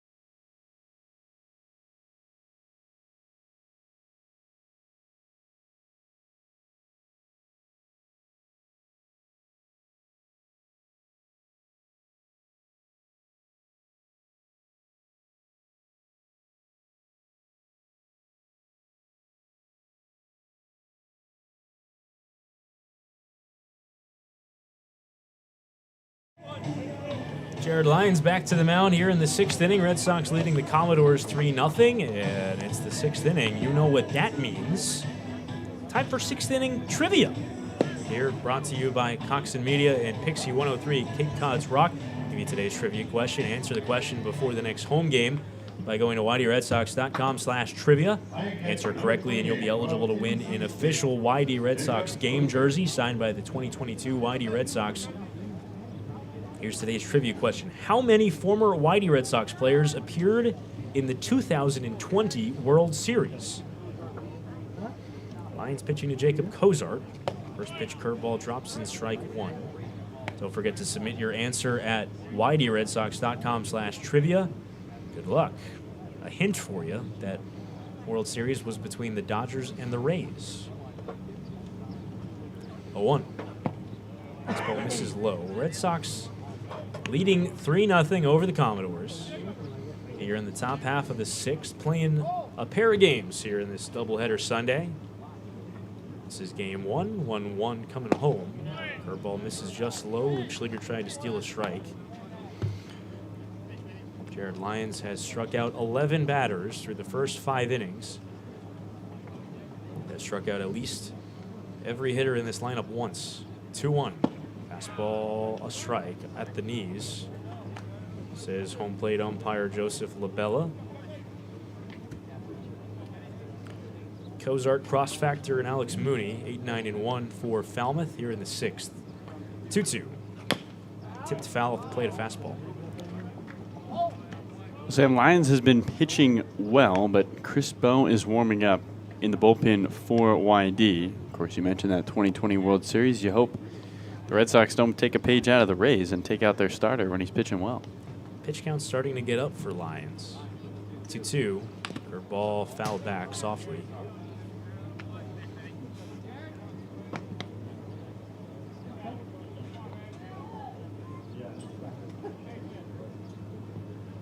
At 84 pitches for Jared Lyons now with a 2-2 count. Coming home to Jacob Cozart on its way. Rolled the other way. Bovee cuts it off towards the shortstop position. Long throw to first in time. Got him by a step. Good play there by Mike. First out here in the sixth. Of course, Chris Bowe has been awfully reliable out of the bullpen for YD. But with already 85 plus for Jared Lyons, this might be his final frame. We'll see how long he gets pushed by Scott Pickler, if there's any base runners here in this sixth inning. First pitch coming home on its way to Cross Factor. A curveball misses just inside. Factor, a strikeout victim his first time. The NAIA Player of the Year out of Oklahoma City University. At unbelievable numbers, 1-0. Curve. Bends around the strike zone. According to the home plate umpire Joseph Labella. Close pitch, though. Count 2-0 on Factor. 2-0. Fastball misses down and in, skips to the backstop. So a 3-0 count for Jared Lyons to Cross Factor. Lyons has walked just one today. Has given up just one single as well. Those are the 2 base runners that Lyons has faced. So the first 5 1/3, he's been outstanding. 3-0 to Factor. Missed down and in. Again, goes to the backstop. Clips something. Maybe the home plate umpire, Joseph Labella, and down to first with a walk. Goes Cross Factor. Well, talking about great pitching for YD, Lyons has been fantastic today. Cade Horton, who might be a future YD pitcher. 2 innings of work in the College World Series, Sam. 5 strikeouts, 1 hit allowed for the Oklahoma pitcher. Is that still going? Yeah, still in midway that game? through third, no score.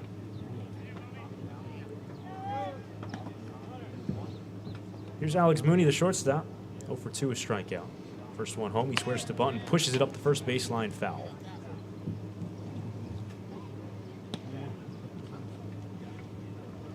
Alex Mooney, 292 hitter for Duke as a freshman this year. Expected to hear his name in last year's draft. Didn't go in the first round, withdrew his name, went off to college.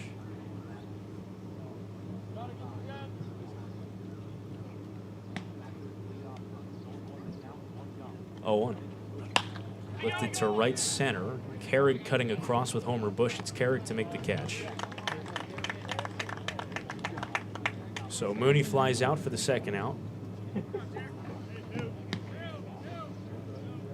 And now Colby Halter, who has the lone Falmouth hit, will take his swings with 2 out. And Factor anchored at first.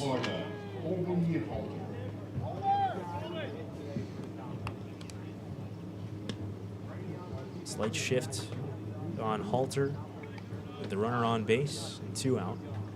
A strikeout, and he pulled a line drive single to right as last time. First pitch, breaking ball, hits the outside corner.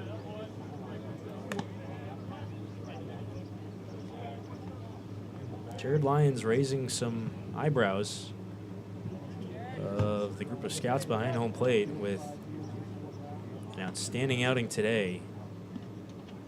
Shutout frames here through the first 5 2/3. 0-1. Curveball swing and a miss. 0-2 on Halter. Lyons came into the day with 9 consecutive shutout innings to start his summer through his first 2 outings. He's tacked on now 5 2/3 more. It's been extremely reliable.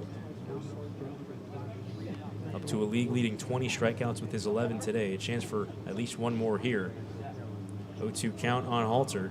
Runner from first 2 outs on its way. Swing and a miss. He got him on the curveball. And there is the 12th strikeout for Jared Lyons, which ties a Whitey Red Sox record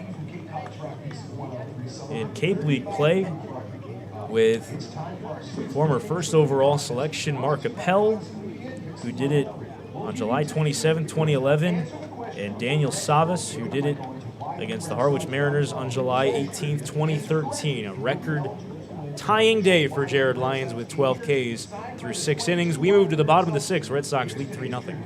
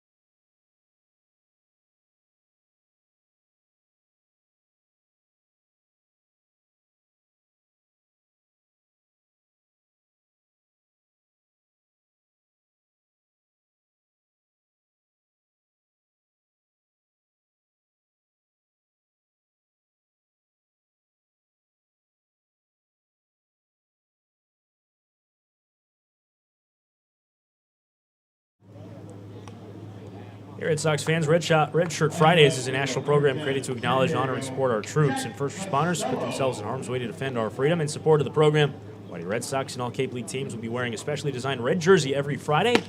First pitch from Garrett Coe to Jack Costello, a fastball in the outside corner. This special weekly celebration of Red Shirt Fridays is sponsored by Zephyr Hats, the Massachusetts State Lottery, and OT Sports. 0-1 to Costello. This is high. Count 1-1. You can support the troops and first responders by joining us every Friday and wearing red. Red Sox leading 3-0 here, home half of the 6th, game 1 of a doubleheader. 1-1, foul back to the net by Jack Costello, who has reached in both his plate appearances today. A walk, a single. He's driven in a run with that single.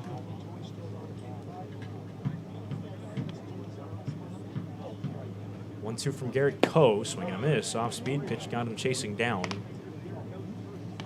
First strikeout for Coe.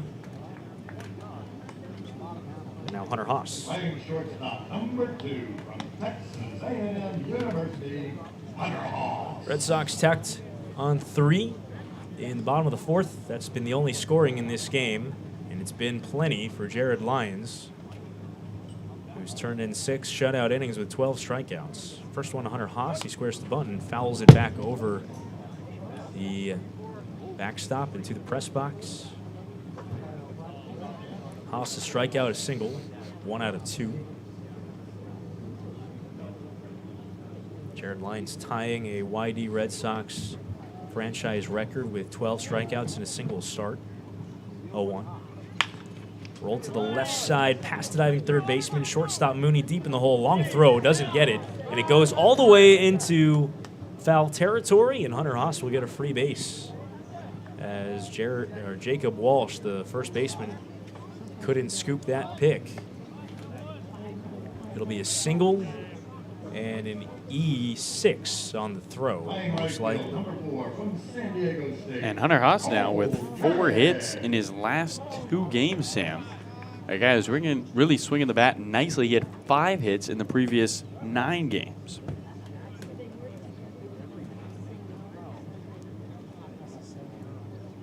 Cole Carrig will hit with a man on second and 1 down after the single in the air. Haas now 2 for 3 today. You mentioned it, 2 singles yesterday as well, and Katuit plays a great shortstop. If he can hit at all, it's a plus to this Red Sox team. Carrick came off the bench and walked his first time through. Switch hitter batting right. Takes a changeup that drops in strike 1.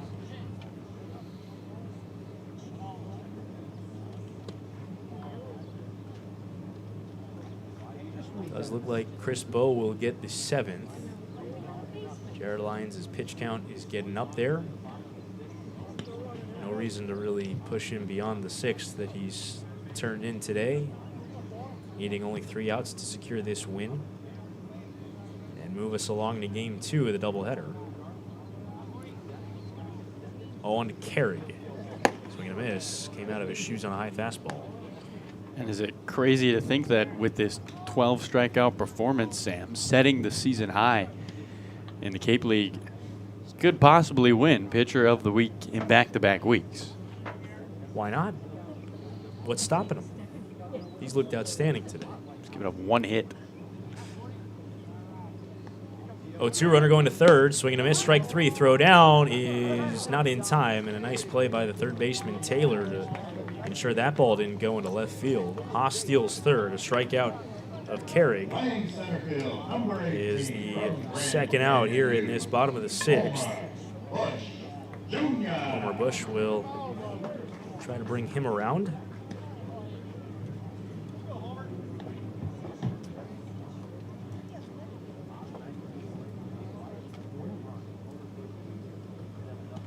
First pitch to Homer, misses down in the dirt. Picked out nicely by Kozar on a backhand. Homer's 1 for 3 today, a pair of strikeouts, but he started his day with a single. Has also been caught stealing.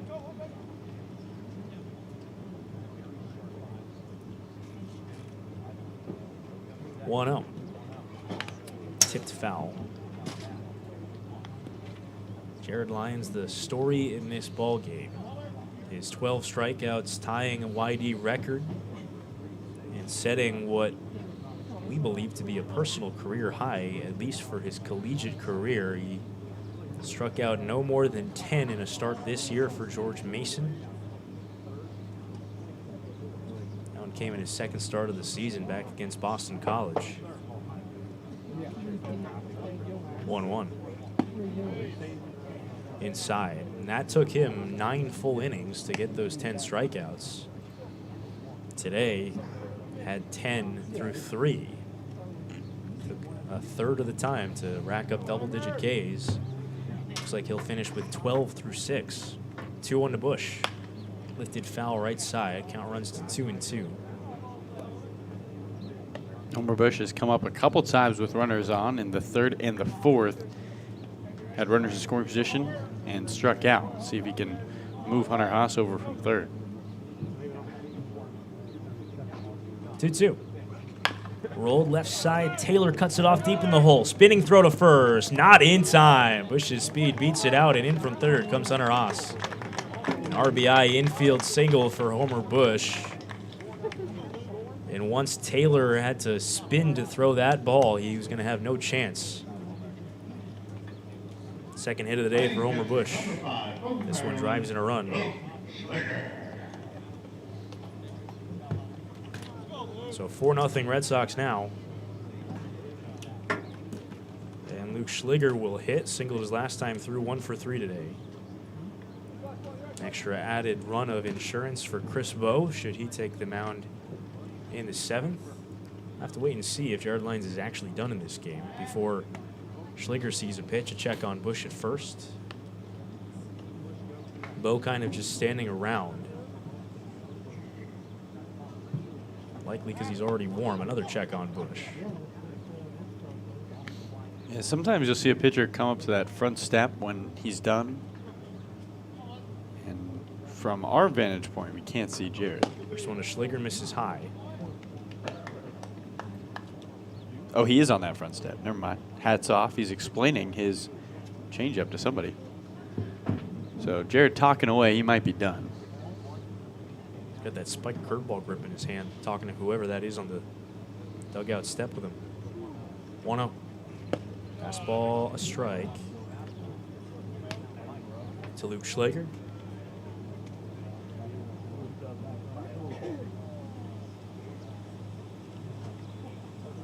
Runner on first, 2 down, a run home here in the 6th inning.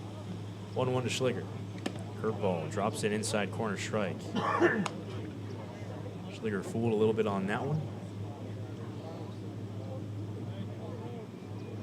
Red Sox with 3 in the 4th, the run in the 6th. Been plenty. Runner going. Pitch high, throw down. Not in time.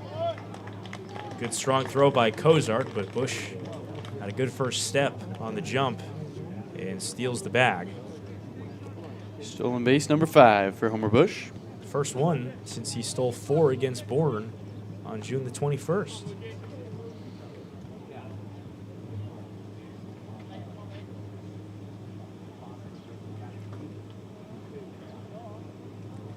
Schliger will try to bring him home. 2-2. Swing and a miss. Got on a breaking ball. So Schliger down swinging. 3 strikeouts in the inning for Garrett Coe.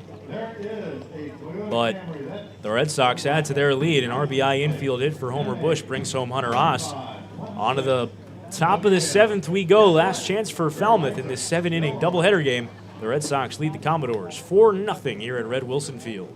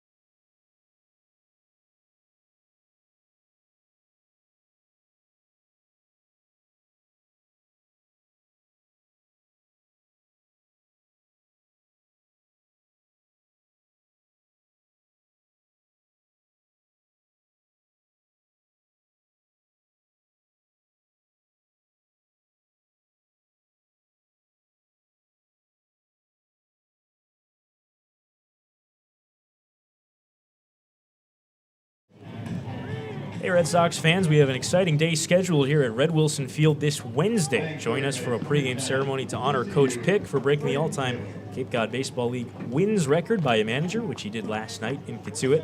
Also, Cape Cod Toy Chest will be joining us during the game and hosting Pokemon at the Park. Invite your friends and be sure to arrive early. New pitcher in for the Red Sox here in the top of the 7th, Chris Bowe. First pitch home, skips in at the feet of Braden Taylor for ball 1. Jared Lyons was outstanding. He's done after 6 one-hit innings. Walked 2, Did not allow a run, struck out a whopping 12, tying a YD franchise record for a single game by a single pitcher. Chris Bowe replaces him, 1-0. Fastball misses away. Red Sox leading 4-0. Chris Bowe now pitching in his 4th game in relief for the Red Sox. And has been outstanding outside of really one pitch. 2-0 to Taylor. Fastball, a strike at the knees. He gave up that go-ahead 2-run homer to Luke Keeschel back against Orleans in his last outing on June the 22nd, but that's the only earned run on his ledger. 9 strikeouts in 8 2/3. So the 2-1 is fouled off.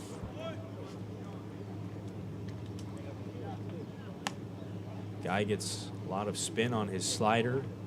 Gets a lot of swinging strikes on it. Looked great in his first outing back on June 14th against Brewster with 3 scoreless innings, struck out 5. And it's been solid overall. 2-2 is just beneath the strike zone. Tried to dot the knees with a fastball, and the count runs full on Taylor. A walk and a strikeout today. Last chance for Falmouth in this doubleheader, game 1. 3-2. High shot to right center. Bush tracking, watching this one fly. Forget it. A long home run for Braden Taylor. That ball just kept going and finds its way into the trees in right center field. Falmouth will not be shut out in this one, at least. A solo home run leading off the 7th for Taylor. His 3rd already this season.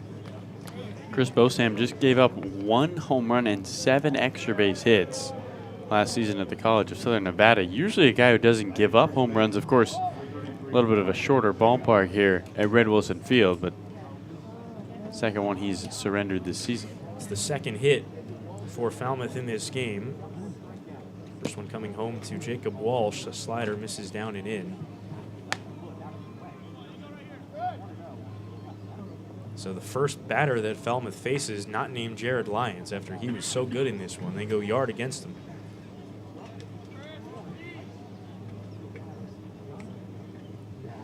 One-0 count to Walsh, 2 strikeouts. 1-0. Slider drops in, strike 1. That was a good one there to get back in the count, 1-1.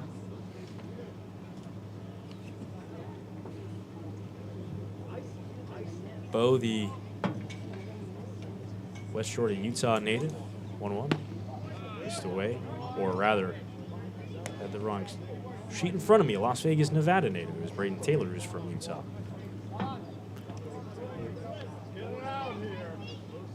Heading to Arizona from JUCO and College of Southern Nevada. 1-2. He's fouled off at the plate, like a changeup. And same, we were talking about Cam Collier yesterday, who went to Chipola, got his GED. College of Southern Nevada is where Bryce Harper went to play his JUCO ball. We talked about the comparisons those two have drawn because of the way they took advantage of the reclassification system. 1-2, missed just low a fastball. One of the reasons the SWAC is a more popular JUCO route, or the conference College of Southern Nevada is in, is because they use wooden bats. Give scouts a real chance to see how these guys will translate better. 2-2, rolled to the left side, and they're shifted over. It'll hit in a left field, a base hit for Jacob Walsh. So a homer, a single. Chris Bowe not having an easy time of it to start his relief outing. Owen Hackman has quickly started to throw in the Red Sox bullpen. Now Corey Collins will hit.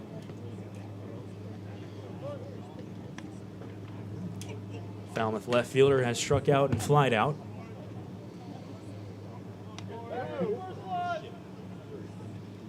Out of Georgia, left-hand hitter again. First pitch home. Slider, swing and a miss. This one heading towards his back foot.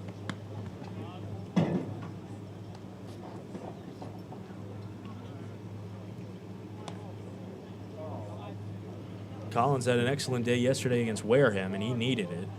His first 2 hits of the summer, including a double. 0-1. Slider this time he laid off.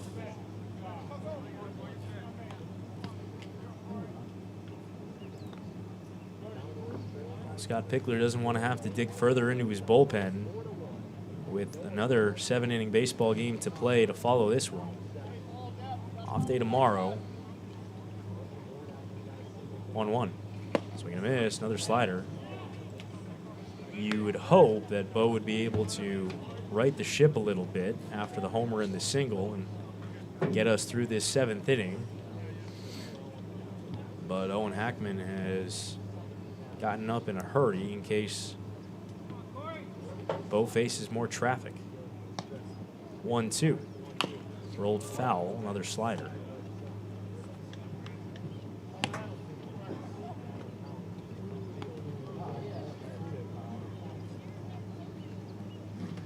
It has been a defensive change for the Red Sox. To start this inning, Jordan Thompson is playing third. Mike Bovee out of the game. It's the lone change for the Sox. 1-2. Missed away a fastball. You got to imagine for Chris Bell, kind of tough to get up for this outing, considering it's the middle of a doubleheader. You just need 3 outs. You know you're not going to be in there very long, or you hope you're not going to be in there very long. Fairly, what you would think would be a fairly low-stress environment. 2-2. In there, strike 3 called. Inside corner slider. Good pitch by Bo. Picks up his first strikeout. And a key first out here in this final 7th inning. Playing second base, number 21, Tim Candace. Now Maui Ahuna. 2 strikeouts. 1 swinging, 1 looking. Both of those against Lions. 13th strikeout there overall for Red Sox pitching in this outing. Walsh anchored at first with 1 down now. First one home to Ahuna. Missed away.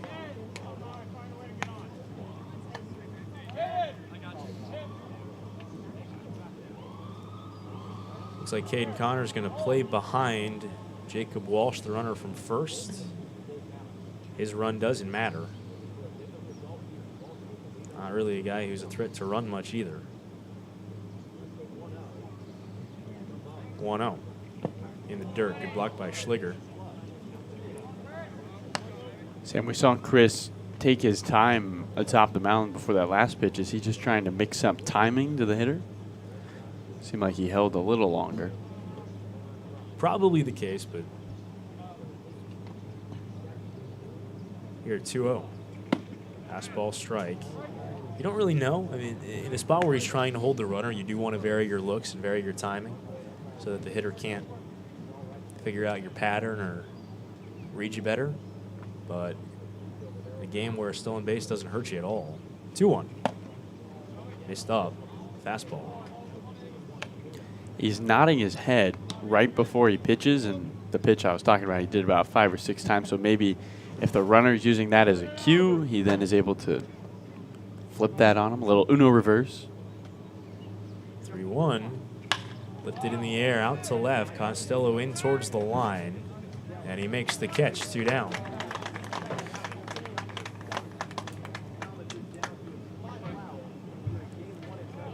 And Drew Butcher, the last hope for the Commodores. Strikeout and a flyout for Butcher. 6'5" Florida native. Trying to keep this game going. If he can reach, it would bring the tying run to the plate. In a 4-1 game here in the 7th. Final inning of play. In game 1 of the doubleheader. On its way. First pitch. Slider in the dirt.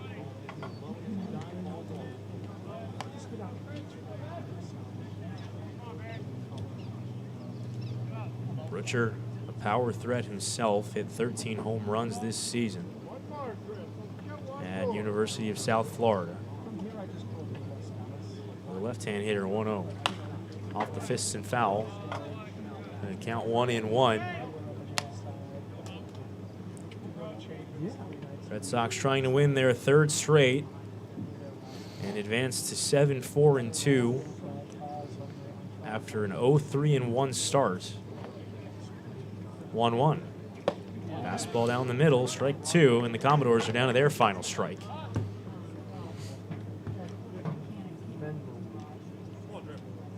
work on extending their lead in the Eastern Division above Orleans, which came into the day as a 1-point lead.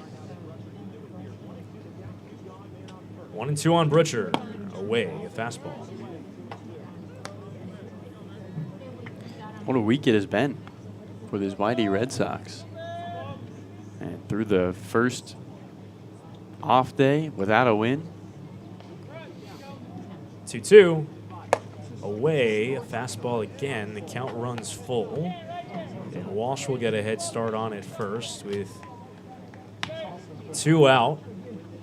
Red Sox trying to secure the victory for Jared Lyons, who struck out 12 in 6 one-hit shutout frames.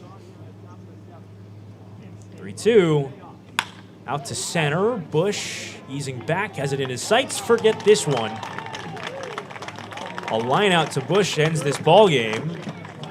And the Red Sox take game 1 of a doubleheader between themselves and the Commodores. A 4-1 final here at Red Wilson Field. And Jared Lyons, the victor over a Commodores lineup in which he allowed just 1 hit to and struck out 12, walked 2. He was truly outstanding in this one. And we welcome you into our broadcast booth. Sam Lebowitz alongside Carlo Jimenez here. A 4-1 victory for the Red Sox in game 1 of this doubleheader. Game 2 will kick off in about 30 to 40 minutes. We'll try to get that information out to you when we can. Be sure to check out our social medias for that information. But the storyline in this one for a Red Sox team that has now won 3 in a row is the reigning Ccbl Pitcher of the Week, who bettered his resume with 6 brilliant innings. Jared Lyons was outstanding in this one, Carlo. Yeah, and he made a really tough case for the Ccbl to not name him Pitcher of the Week next week. Fantastic today. He looked great out the jump, looked aggressive. The curveball was working really well. And Lyons, a guy who just continues to be, Sam, a really calming presence on the mound. It seems like when he's out there, things are going right. A strike thrower, a guy who got a lot of swings and misses on that curveball. 12 strikeouts today, the most by any pitcher in the Cape Cod Baseball League so far this season. He's up to 21 on the season. That is tops among Cape Cod League pitchers in the early goings of this one. Game 2 of this doubleheader will kick off in just a little bit, about a half hour from now. Carlo will be on the call for that one. We'll join you then from Red Wilson Field. For now, the Red Sox 4-1 victors over the Falmouth Commodores in Game 1, and we'll see you for Game 2. Number is 402-794.